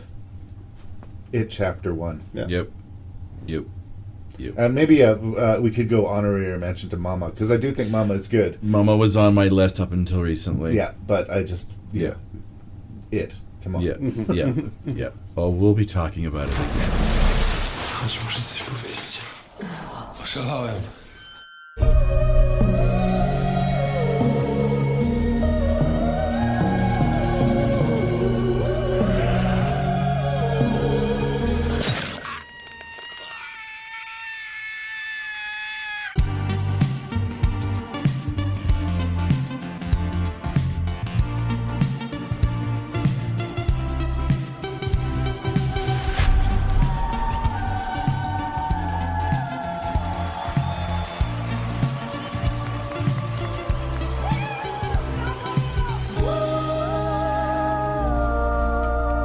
So let's talk about the most bizarre interpretation of Hans Christian Andersen's The Little Mermaid. And no, I'm not talking about the live-action Disney remake that just came out. I'm going to pause it for a second. I had never heard of The Lure. Jason brought this to my attention, and it wasn't exactly easy to get my hands on. In fact, it was like right down to the wire. Am I going to be able to watch this before we do it? We had a backup plan, I think, So- but yeah. This is my first pass on the movie, and my first impression is this movie's out of its goddamn mind. Alrighty. It's off its rocker in the best possible way. Like I don't want to be mean about it, but like my 2-word review would be holy shit. We got these 2 mermaid sisters that are sort of one person, but this sort of Silver and Golden, I think. Yeah. That is their names. Yeah. And they decide they want to experience life on the land, and they become a couple of real man-eaters. Literally and figuratively. You're not sure if they're going to fuck or eat these men, but both are on the table. And I haven't mentioned yet, it's also a musical. So Yep. It's a Polish a language Polish film. language mermaid sexy musical is, although sexy's the wrong word. I mean, there's lots of nudity and eroticism, but it's not super erotic to me at all. Like, it's like there's just something It's too really out there to be. Yeah, there's something so fucking bizarre about it. It actually reminded me of a movie. It's not like it, but it's just the insanity in it. Lee introduced me to this movie called The Last Circus, Yep. which is just wall-to-wall insanity for like 90 minutes and just deal with it. And that's how I felt about The Lure. It's just like, at some point, stop trying to break this shit down and just take the ride. Yeah. You have to. There are moments that really stand out. There's a really disturbing operation scene Yeah. in the movie that I found really troubling, and like I'd been like knocked over, and this is really weird, but nothing had properly disturbed me, and then that happened, and I was like, holy fuck, movie. Well, and then she proceeds to have sex with him soon after, right? Right away. Yeah, like she gets her.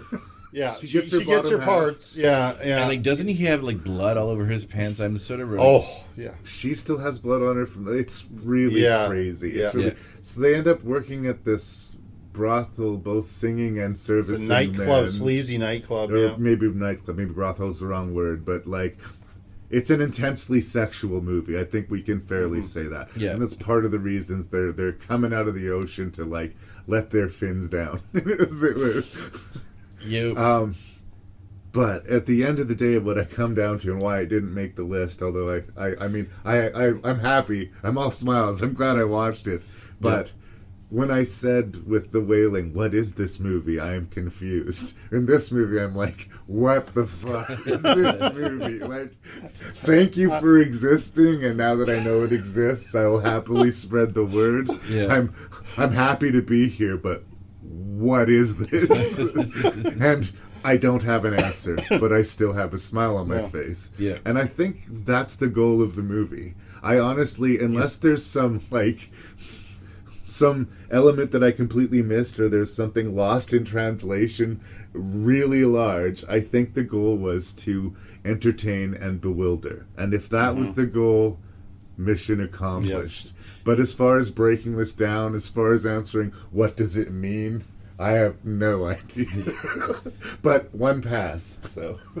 Well, it's like the Little Mermaid went on a date with Moulin Rouge, and That's they it. fucked. And Evil Yeah. Dead. And they all had a threesome. I had it more strictly ballroom, like Okay, kind of the that's early the baby that came Baz out. Luhrmann, yeah. It's a dark fable fantasy tale at the end of the day. I will give credit. It is something that I don't think I've ever quite seen before. I mean, it is the Little Mermaid, Bonus essentially. for originality, I guess. Yeah. Wasn't quite sold on the musical part. Like, some of it worked, some of it didn't. Yeah. It is a musical. I do admire its originality in that sort of regard. I mean, usually horror musicals are either, the cutesy little Shop of Horrors or the Phantom of the opera. But I will agree that for me, the music sort of got to me towards at least the final act of the Well, movie. considering how nasty and like the whole lore of mermaids using their ability to sing as a lure and everything like that, it was much more poppy than I was expecting.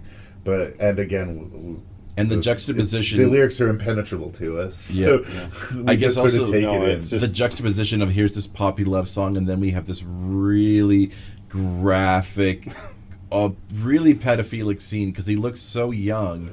They do, yeah. And no that's hair. what I mean, where it's erotic, And you're just but like, ooh. there's something really off. But yet about they're kind of their human form is like Barbie dolls. it. Yeah, and then of course we get the scene where we find the pleasure hole, if you will, the vagina. They finally get Yeah, and it's graphically explored. yeah. Like the gloves are off in this movie for sure. But then the two mermaids kind of separate and have different ideas. Trident shows up as kind of a screamo type of singer and gives warnings of the danger that happens here with getting mixed up with humans. I guess it was supposed to be kind of a mix of the Little Mermaid, but they were also referencing the sirens, and that's where all the singing came from. But then they kind of had the excuse of this really sleazy nightclub, which apparently the filmmaker's friends. I just read the filmmaker's friends are like all of the singing was these two sisters who were friends of the filmmakers, and they performed in that actual club and had some, this was an homage to them as well, so they threw that in with it. There's a lot happening, but it is made by crazy people. And I also I don't remember the name of this director, an Australian director who did the movie The Castle, and I guess a little bit of like the heavenly creatures, like, you know, The madness of that. And like all of that madness and like those really ambitious, independent, out of the American system filmmakers, kind of in the like late 80s and early 90s. It felt like that kind of energy from those Polish filmmakers throwing everything in the kitchen sink. And I really was just like, hey, I looked at the year. This is a Criterion thing that I'm, you know, I subscribe to this service. I'm going to take a look at this thing. I was just like, what have I just watched? I mean, for me to be shocked and see something completely original, and I thought either I'm going to suggest this to you two, and you are going to despise me because it was painful, or you were going to be like, No. wow, this is so unique. I that liked needs it. I liked it. I don't think I was ever terrified in the film, but I was No. definitely intrigued. But you and got the disturbed. gore. I mean, you got I wasn't sold as much on the musical end. I will say that, but Yeah, there that's fair enough. There's enough madness in the movie that I did quite enjoy it quite a bit. I even love sort of like the body horror Cronenberg-esque element to Yeah. it as Well, well. that's what I was going to Yeah. say, because the body horror didn't get really represented very much, and there was some decent ones. There's Excision and American Mary, Yeah. and Bite, and there were some interesting ones in the decade. But like I say, I found that surgery sequence really troubling. it is. I just did not like Well, the it. last half an hour it's is horrible. really off the rails. Oh. You know, from that to the love scene to sort of the climax on the boat, which you know Oh. you should have seen coming. Yeah. Well, I mean, it is still following loosely the structure of...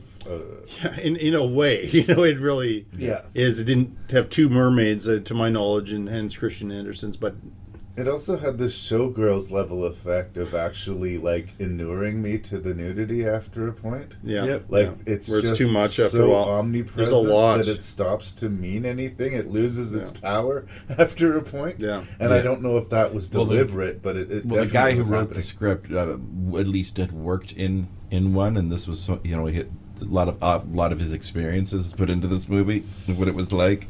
I imagine he was very much present to bringing these young girls in and have them looked over as if they were chopped meat.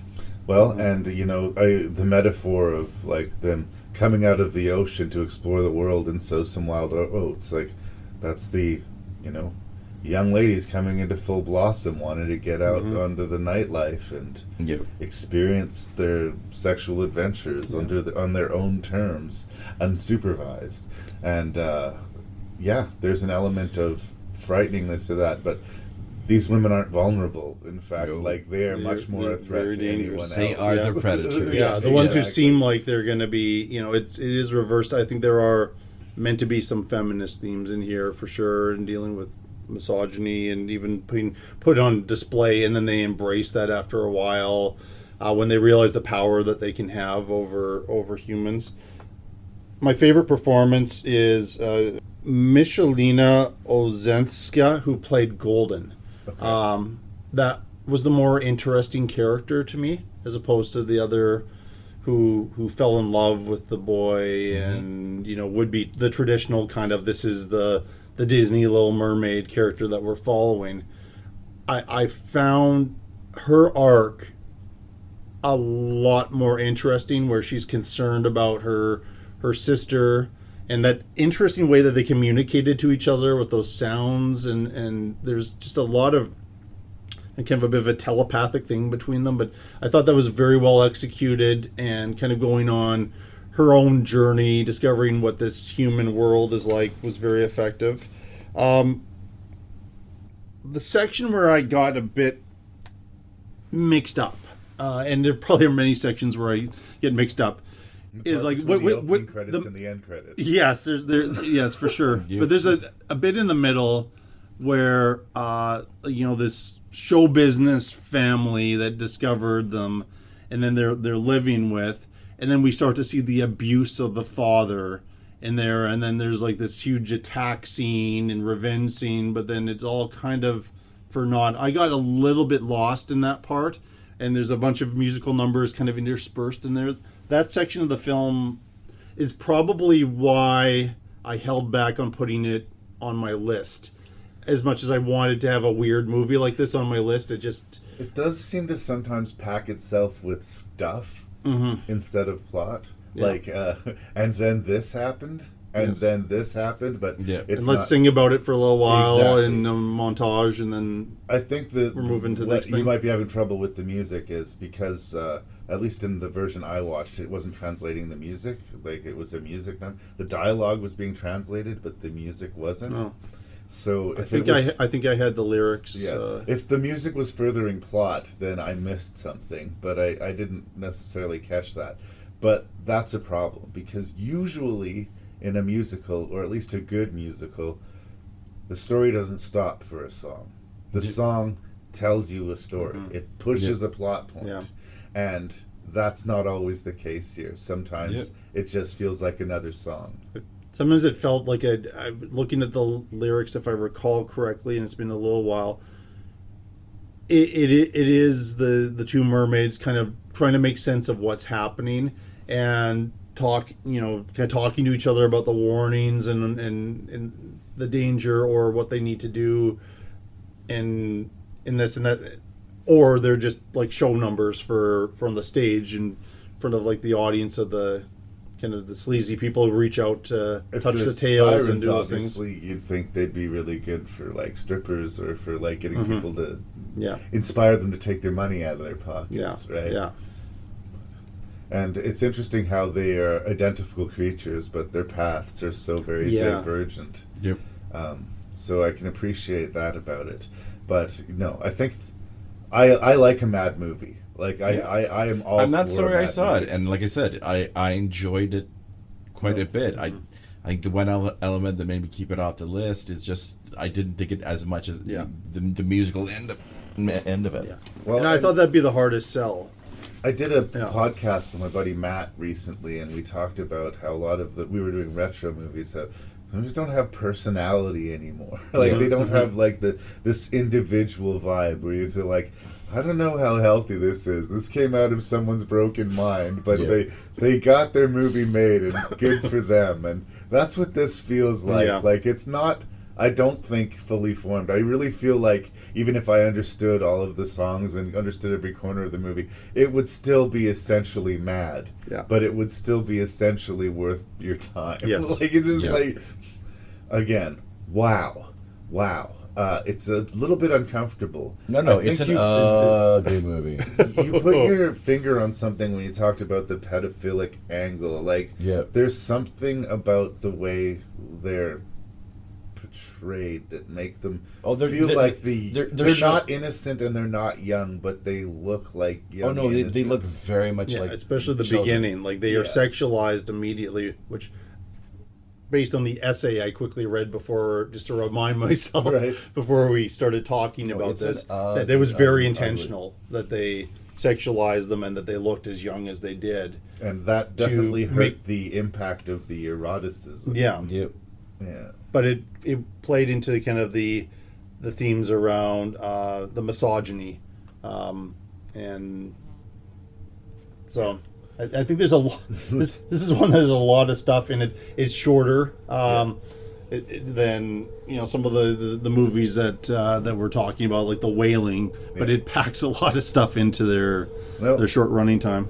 And like they're more than willing to make a meal out of anybody in the audience. Like they feel like they're the ones under threat, but they're not. It's the other way around. So there is a brain in there too. Like I don't know. There's something there. Yeah.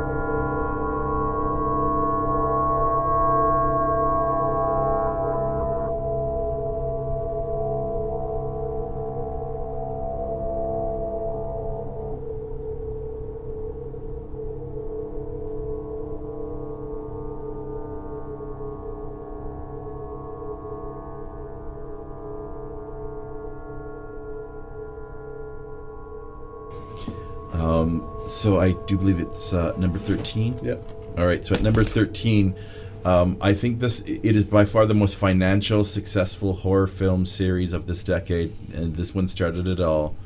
And it also sort of really, James Wan arrived with this movie, and that's The Conjuring. Not all the films in the Conjuring universe are good. In fact, there are more sort of meant to bad films, but this started the whole universe that we're getting now and will continue to get.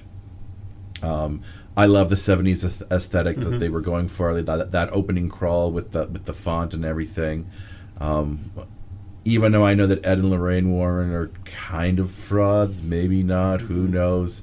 I think they're the sort of the great horror film superheroes. I think it is. Once again, he knows how to use the foreground and the background with the shots. It is so well edited, and he knows how to use the scares. You could say some of it's contrived, but goddamn, The Conjuring. I get it. Yeah. I do. I think aesthetically, I prefer the sequel just because it's in England and it's set at Christmas. Yep. And those two things give it a different kind of creepy vibe to me. Yeah. But I do resent the lionization of the Warrens, or the saint making of the Warrens, because they weren't kind of con artists. They're con artists. Yeah. And she might have been a sweet old lady, and nobody wanted to call her on it, but I'm sorry. We've grown up in an age, and I've rung this bell many times before, where when we grew up, the History Channel talked history, and the Music Channel played music, and the Learning Channel was educational. But for decades now, that hasn't been the case. And I am increasingly resenting this. This is a true story. The Warrens are heroes, saints, really, that need to be celebrated. Yeah. No, honestly, fuck off. I get it. These are jump scare movies. Yeah. They're formula movies, and these ones are incredibly well made. One or two of them probably should have been on this list, but that was enough of a reason for me to take it off the list. Yeah. And the fact that they are so reliant on the 70s that it almost feels like it belongs more to a 70s list than it does to a 20s. Sort of, and that's what I liked about it, is the 70s thing. It was a distant runner-up. After a while, I was kind of like you. I was like, I'm not sure all these Blumhouse, they're fine. Yeah, I'm just not sure I want to put it on there.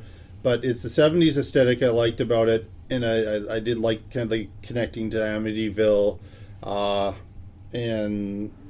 but it goes back to Texas Chainsaw Massacre with this is based on a true story, with this deep voice. Oh, we're creeped out already, and this really happened, and then we watch kind of a standard and very well made, very well directed, very well acted film, but it's. But in that case, they're talking about Ed Gein, and the comparison is so gray that it's not even really there. It's like Fargo saying it was based on a true story. It's almost trolling you. That doesn't bother me as much. But this is a different thing. This is saying that these two people who made their living lying to people, and who had really bad things like if you weren't Christian enough for them, they wouldn't help you. And if you asked a hard question of them, then Ed would lose his temper and then later send you a letter apologizing, saying it was his diabetes that caused him to yell at you. But really, you asked him a question he didn't have a good answer for. And you can watch old interviews and watch this happen. And these movies are bullshit. And I know they're bullshit, and you know that they're bullshit. But the way they present themselves and the way people take this shit in, like someone somewhere is like saving money to make a fucking statue of these assholes right now, I'm sure, because of these movies, and that pisses me off. I think I'm going to steal one of your lines. Is Hollywood has never gotten in the way of the truth when telling its story.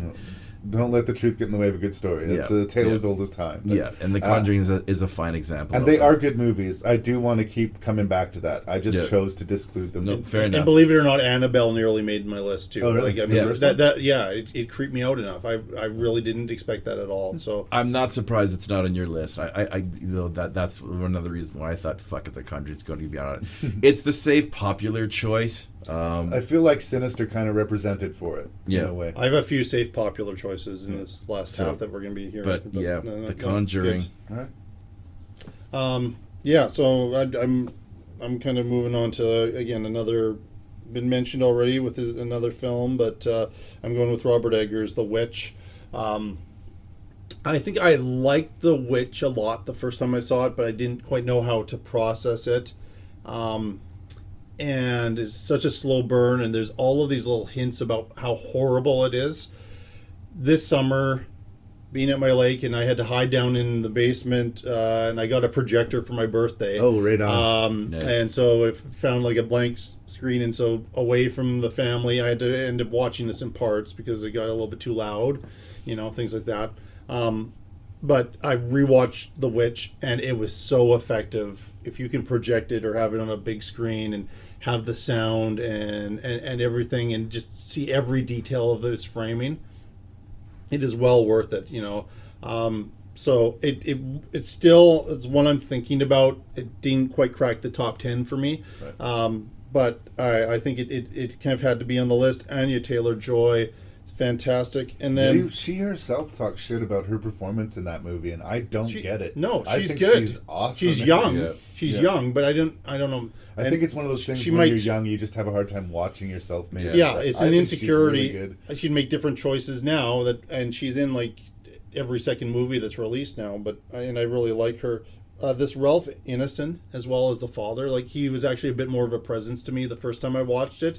To the point I forgot that Anya Taylor-Joy was the girl that was in this movie. But I remember this guy, and he's so set on his religious beliefs. But yeah, they've been kicked out of that community, and how that's part of the undoing of his family.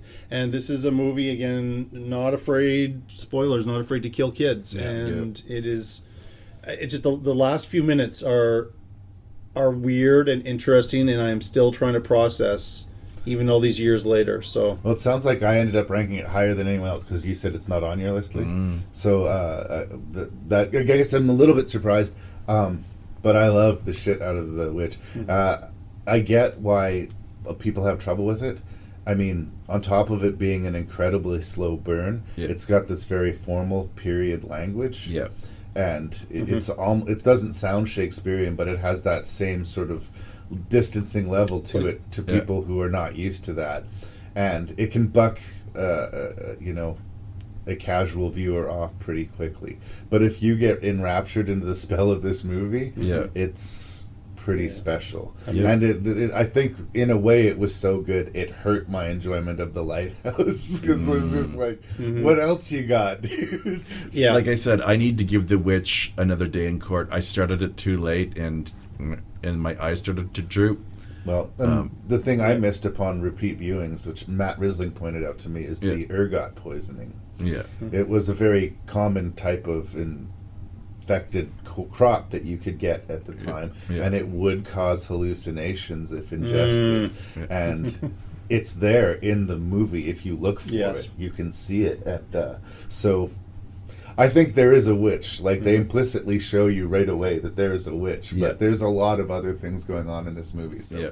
I like the Northman a lot more than some people. I'm excited about what he does next. Yeah. I just don't Nosferatu. That the is what next he's going to be movie. doing next. Okay, I know that's been kind of a dream project. I'm curious to see what he does with that.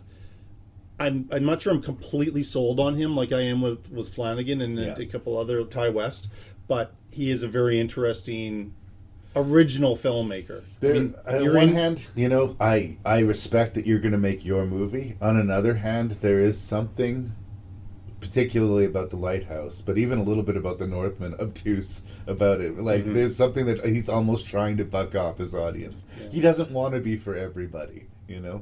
And respect. Yep. Why be for everybody? Yep. Make your movie. Here's an incredibly Larry pick. Alrighty. The Shallows. Yay! Oh, yeah. Yes, I love shark movies. I am not ashamed of it. And sort of, it's in the same corner as Crawl, but it's not as goofy and as broken as Crawl is as far as asking you to stretch your level of disbelief. Yeah, the shark has an entire dead whale that it could be eating, and in the real world, that's what it would be doing. But this is a monster movie, and it's going to do everything it can to eat this incredibly beautiful surfer. Yep. I have a lot of fun with it, and it's a movie that I can watch a lot. And I think that's what got its place on the list, and as high as it is like, I've seen it several times, and I will see it several more times. Yeah. And the best CGI shark in film. Yep. Ever. Yep. And I wish I had seen it to get ready for this show, but I just... The shark looks should've. fucking fantastic. Yep. It is a monster movie. If you want to say, would a shark do that? No. The answer is no about 100% of the time. Oh, yeah. But was I chewing my hand the whole time I was watching the movie? Oh, yes. Yes. And is that actress Blake Lively beautiful? Yes. Yeah. Yes, she is. Lucky Ryan Reynolds, yeah. And it's just a blast. And sometimes I want a horror movie that's fun. Sometimes I do not want to feel emotionally devastated at the end of the movie. I don't want to cry myself to sleep. I want to have a good time at the movies. Silly you. If nothing else, I think The Shallows is a fantastic time at the movies. Yep. It had to be on the list for me. Yep. Oh, we're talking about the Shallows later. Okay, good. I should have watch watched The it. Shallows, damn it. Yeah, It's- I've written it down. And again, it's not an easy movie to make. Nope. Like, half of it was shot on an actual beach, and half of it was shot on a soundstage, and it's seamless. Oh, yeah. How is it like deep water? Is it at that level? Well, like the movie, you mean? You mean open water? Open water. Sorry, not deep water. Open water. Well, it's a much more polished professional Yeah. movie. It's the guy who did the remake of House of Wax. Yeah. Oh yeah. Yeah. Which I like. I like too, actually. And he pays a lot of attention to production design. Yeah. And it's just a really well-made movie. Yep, and it's lean. Yeah. Like it's just a lean movie. It never really. It does slow down because it really sort of sinks into the environmental challenges that the character has to deal with. But she's on a tide clock. She's on a tidal clock. Premise is she's surfing. She comes across this dead whale. Knows right away that's a bad thing. And as she's trying to surf away, she gets hit by the shark. Yeah. And ends up on this rock. It's too far for her to get to shore. But as the tide comes out, the rock is going to get smaller. When the tide originally, she got warmer. But as the water comes back in, she's losing. Yeah. Her safe place. Yeah. And other surfers showing up, and Just, it's a bunch of fun. Check it out. It- I assumed everyone had seen The Shallows, Jason. I should have. Shallows is great. We will be talking about it later. All right. Well, what's your next pick, Mr. Beckman? So we've all talked about this movie, and I think it is the quintessential horror novel of the 21st century, and that is It, Chapter 1. Yeah. Andrew Machete, I think, I enjoyed a lot of the changes he made from the original text, except for the one where they have to rescue the girl at the end. I thought that was kind of cheesy. Yes, I agree that It Chapter 2 doesn't, while good, does not hold a candle to it. And I can understand the changes of things he didn't put in the movie from the book. Yes. Sometimes I could. Sometimes I couldn't. Yeah. Anytime they had an opportunity to show Pennywise killing more people and they didn't, I was confused. Well, it is a 3-hour movie, and maybe one day they'll do a full-blown miniseries where they put everything in. I mean, the turtle's not even really in it, and I can understand why, because it's such a... But Henry and his buddies. Yeah. In the novel, Henry and his buddies chased the kids into the sewers. Yeah. They didn't plan to go fight Pennywise that day. They were kind of chased into the sewers, and it ended up happening. Yeah. And Pennywise picks off the Bowers gang before he goes after the losers, and I personally would have loved to see it. Yep. All right. Yep. I think the cast is very, very strong. Once again, it's one of those movies that it feels sort of like that 80s Amblin kind of feel to it. Very deliberately so. Yeah, I liked the Freddy Krueger posters and all the little sort of in jokes. And even though I knew the jump scare was coming because I saw it with you. When the slideshow thing, like when that quick little jump scare and Pennywise has wolfed out, I fucking howled. And then I was embarrassed. I think I yelled, fuck me. But god damn that movie. And I'm so glad that it was just this... well, obviously this generation of people, like multi-generations of people, have a deep love and affection for It Chapter 1. I think It'll that go is, down as a classic horror movie. like, I really do think think that. yeah. That one will. I'm curious what the reassessment of Chapter 2 will be. Like, It is one of those films that will always be talked about. My love remains large for it. Yeah. Anything else to say about it, Jason? Yep. Nope. All right. Well, what's your next choice then, brother? This is a reassessment. I reviewed this on your show, but I was reviewing it kind of with a bit of, for lack of a better term, a handicap, in that I couldn't get the subtitled version of it. And so I reassessed A Girl Walks Home Alone at Night. Anna Lily Amarpour. Yeah. It's the director. Yeah. Love the look Things of that movie. made way more sense. I love the spaghetti western aesthetic. The relationships made a lot more sense. I mean, I just loved it visually when we reviewed it, but I was missing some key plot points, and it really stayed with me.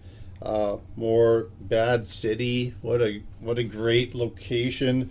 And like I love the look. Sheila Vand, fantastic, and then this Arash Morandi. Yep. I don't think I gave him enough credit the first time I saw it, and like I saw everything that's weighing on this guy throughout the film.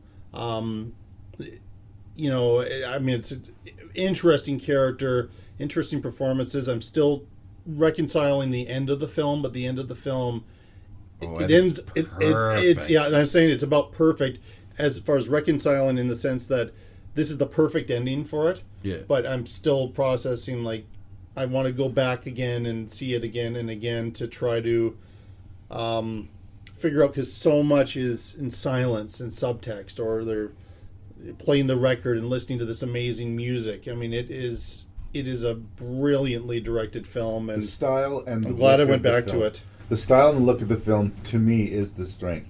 I didn't connect to the romance in it as much as I was supposed to. And I know that I'm in the minority of this. But as a director, and I've watched her other film, it's like this post-apocalyptic cannibal movie, which the name of it escapes me right now. And I felt very much the same way. I like the vibe of her movies, but I'm not as big on the stories that she's telling, at least so far. The Bad Batch was the name of the Yes. other. Yes. She's a very interesting director. Yeah. I get it.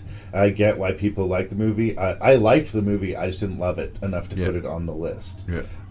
But no. I remember after we reviewed it, you said Lee's going to be mad when he hears this episode back. Yeah. But I kind of... I knew that Lee was a big fan of it too, so it will. Kinda brought it back. We'll hear about it. We're again. talking about it. Yeah, again. I was sure it would be on your list. Yeah. Nope, solid choice. Okay, well, I don't know if this is like an obscure call or not, but it goes back to the found footage, and it's called Gonjiam, Haunted Asylum. Okay. I'm going to give an honorable mention to a Canadian-made film called Grave Encounters, Yeah. which is very much similar to this. Yeah. And there's another haunted hospital movie called Hellstatten, which is, again, all three of the movies could basically be the same. Gonjiam gets the edge because it's a bunch of internet entertainers, what do you call them, personalities, that are going to this legitimate haunted place, much like Session 9 used a real location. This location is real. And he's got all of his different people wired up with their own camera. So they're going to explore different areas of this place, and we're going to cover their point of view. We also know that they have to sneak into the place because there's a security force there, so they got to dodge the security. And as it gets slowly revealed, there are people among the production that are there setting up little false scares and booby traps as insurance policies to make sure that people get scared. And the first 45 minutes of the movie is like setting up this like elaborate, this is what we're going to do, this is how we're going to do it, and these are who our characters are. Yeah. And the first time I was watching the movie, I was liking it. I was intrigued. This is a different approach, and we have lots of angles. We're not trapped in one camera, Blair Witch style, right? Yeah. But where are they going to go? And is it going to go full bore? And much like Grave Encounters did, when the worm turns in this movie, it becomes terrifying. Yep. Terrifying. And there's a scene where a woman, you know something bad's happened, and you know she's going to turn around, she's going to look different, and she's going to say something that scares you, but you're not prepared for what she looks like, and you're not prepared for what comes out of her mouth. And it's not found footage, forced perspective, and you have the subtitles to deal with. So there's a lot of layers of separation, but it's, again, an amusement park ride of a movie. Boo! Ah! Now what's going to happen to this poor bastard? Boo! Ah! And it's a ride. It's an experience, and that's what the best found footage can bring to you. So, Gonjiem, Haunted Asylum.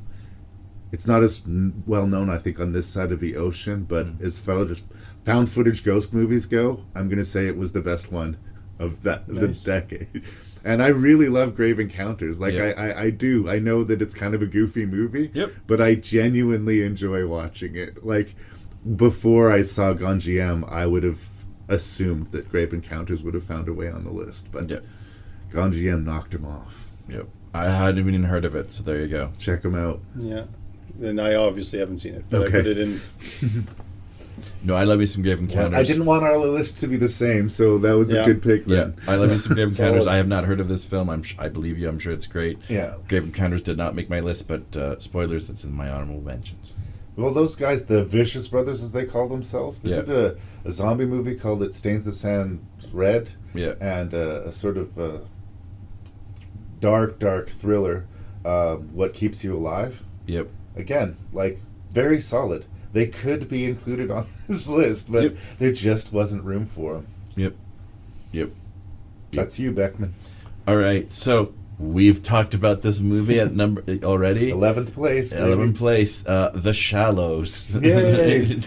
Once again, I was not prepared to how much I loved this movie. I saw it in the theaters and was like, whoa!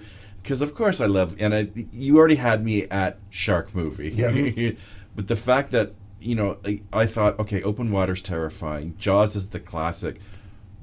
But wow, The Shallows. It is very well shot. The director, Jaume Collet Serra, I'm hoping I'm saying that correctly. You know, he also, has a love affair with Liam Neeson action movies, but whatever. I really like The House of Wax. And Blake Lively. It's her show. It's her show, and she knocks it out of the park. Yeah. I kind of wish she had a bigger career. I don't know. She was good in The Town as well. Yeah. Oh no, she's really good. She's really good. Gossip Girl or whatever, wasn't there a big break? I have not watched one second of her show, but I watched 3 seconds of that show. Maybe. I felt like this was my introduction to Blake Lively, and she did make an impression. Yes, she did. Loved the last 15 minutes of that movie when they're just trying to kill each other, both the shark and her. The Shallows is great. We've talked about it. It's awesome. It's also a short movie. I think it's 87 some minutes, something like that. Like, it's go. And it's entertainment. Oh yeah. And I agree. What the shark does would not happen, especially when the time. Yeah. Think of it as a monster movie if it bothers you. If the shark thing bothers you, just think of it as a monster movie, and all of that will disappear. Yep. So The Shallows. You're 11th place. I'm at 11th. Just shy of the top 10. This is one where I was all over the place to the point where I thought at one point it might not make the list because of my experience the first time seeing it, yet I loved so much of it, and then I was like, what went on in the third act? I'm now still trying to figure out what goes on. I'm down to the last scene, but revisiting Hereditary, I had to, I knew it was one of the ones I had to revisit because it's one that has to be on the list, but it deserves its spot on the list, and I put it above some movies I'd say I like better, but it is so well made. Ari Aster, this is another of the name we haven't been mentioning as far as like this is an important new-ish filmmaker. He's made 2 amazing films and a third one. Yeah. So I haven't seen the third one, so yeah, I'm looking forward to. I might be in agreement. So, big step up from and all along I love Toni Collette. Yeah. Where I thought the movie kind of went wrong is when we start to lose Toni Collette towards the end. But watching it again and watching all the foreshadowing and the hints, kind of knowing where we were going to go, and also seeing his other films and some of his huge focus on mother-son relationships and cults. Like, I started to kind of get more of what was going on here. But my first time, I was just going along on this. This is one of the greatest horror movies and of all time. And then what just happened? I was kind of like this quasi over the top Rosemary's Baby type of thing happens towards the end, and I just did not know how to process it as well as the last shot of the movie. I am now 95% of the way with this one. It would have cracked my top 10 list if I can figure out what goes on from the key death of one of the great characters in the movie onward, when that character gets burned up and we go from there. But the cast, anytime you can have Gabriel Byrne in your movie, you're set. It was well as Toni Collette, obviously, but Gabriel Byrne kind of gets forgotten about in this, to the point where it's like, oh yeah, he's the husband in this movie, but he has a scene where he breaks down in this movie, which might be the best piece of acting of his career. It is amazing. Yeah. And he does get forgotten when people talk about this movie. It was almost an afterthought when I reviewed it that I brought him up. I think I said when I reviewed it that Hereditary hurt me, and I mean that. Mm-hmm. And for that reason, like, I can't compliment it enough. Like, very few movies have gotten under my skin the way Hereditary did. Mm-hmm. Yeah.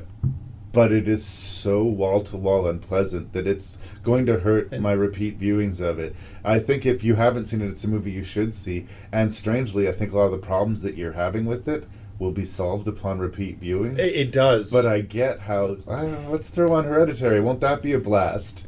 Right? Like, it is the destruction of a family in slow motion. And and we start off, like, we already have this loss and this grieving happening, even though it's a complicated thing, but the shock, because all of the promotional material was around that little girl, that very strange looking girl, and we see kind of what happened. And because I didn't hear anything, I didn't read anything before, this is now my policy, I'm just trying to watch the movie fresh. I was absolutely shocked, and the movie had me, and you had me, but then you went in this completely different direction, which I think the first time I resented, this time I accepted, and I think the third time I watch this, I might relax even more, but I still want to figure out what that last scene is fully about. Yeah. I'm not sure I'm quite there yet. So, yeah. Well, I mean, I've got some dark movies in my top 10, and yes, Hereditary will be talked about in my top 10. But I was valuing fun. This is how Gonjiam and Shallows ended up that high on the list for me, because as much as I can enjoy a movie as devastating as Hereditary, the ones that I'm going to come back to are the ones that I have fun with. In 11th place for me, it's funny that you had a controversial 11. I feel like this is a controversial 11 because this is supposed to be in the top 10. It's Get Out. Yep. And I really like Get Out. And when I was talking earlier about, like, Twilight Zone episodes, this is like the Twilight Zone episode movie to me. Like, I think it's really good at being about something and being a horror movie. But the sort of satire and the social consciousness of the movie, I think, does take away a little bit from the scares. Yeah. It's an incredibly smart, incredibly well acted, and incredibly engaging movie. But it's not as scary to me personally. Yeah. Maybe again, if I was African American, I would be more affected by it, or like maybe if it's just the right movie on the wrong day. Yeah. I couldn't find Room for Us on the list personally. Yeah. And again, I guess we can get into that off of the record, but it's an amazingly well directed movie, and as far as directors that we have discovered, who would have thought like Jordan Key and Peele, yeah. Key and Peele, Yeah. and Yeah. like I'm not dismissive of Key and Peele or anything like that, but I did not see this. I had no idea. Yeah. No, I no, did not no. see this coming. When- Yeah. And like Nope remains being an interesting like movie as well. Like if his name is on it, I Yeah, am I'm gonna see it too. absolutely Yep. on board. Yep. But it was such a crowded Yeah. list that it kept on falling out of the top 10, and Yeah. I finally took it as a sign. I guess it's number But 11. I mean, we'll, Yep. we'll talk about it more, but it's just the concept, and that comes, I guess, with privilege yeah. a little bit. I think a lot about being a Caucasian person and being scared in an urban all black neighborhood. And I mean, I lived in Brooklyn, New York, where I was a visible minority. But there's never, I don't remember films before this that talked about being African American and being scared in a predominantly white community. And typically when we talk about racism, we talk about that yee-haw, redneck Confederate flag, Yeah. boy howdy, open tattoo swastika Yeah, racism. yes. Not the polite left-wing condescending, Yes. like... Bradley Whitford. Yeah. Yeah. And it's a very real thing that doesn't get called out. Mm-hmm. And I think that is the thing about the movie that kind of makes it important. If you can, you know, if you can call a movie important. Like, no, the classic, you know, I have plenty of black friends. Yeah. You know, like, Well, and I mean, everybody winces in that line the first time I saw it. You know, I saw it here in Regina, and when I was on leave there, and educational leave, and yeah, there wasn't a ton of people at the screening I was at, but I think everybody was like, "Oh, that's." but in This a is way, terrible. it's like, it's the kind of, I don't think of myself as a racist person, Yeah. but it's the kind of racism that I feel like I could be guilty of. Yeah. Just be thoughtless, indifferent, dismissive racism. You Yeah. know? And it doesn't get called out, and it's a very real thing. Yeah. Big fan of the movie. I want it to be on the top 10. There just wasn't room. Yeah, I gotcha.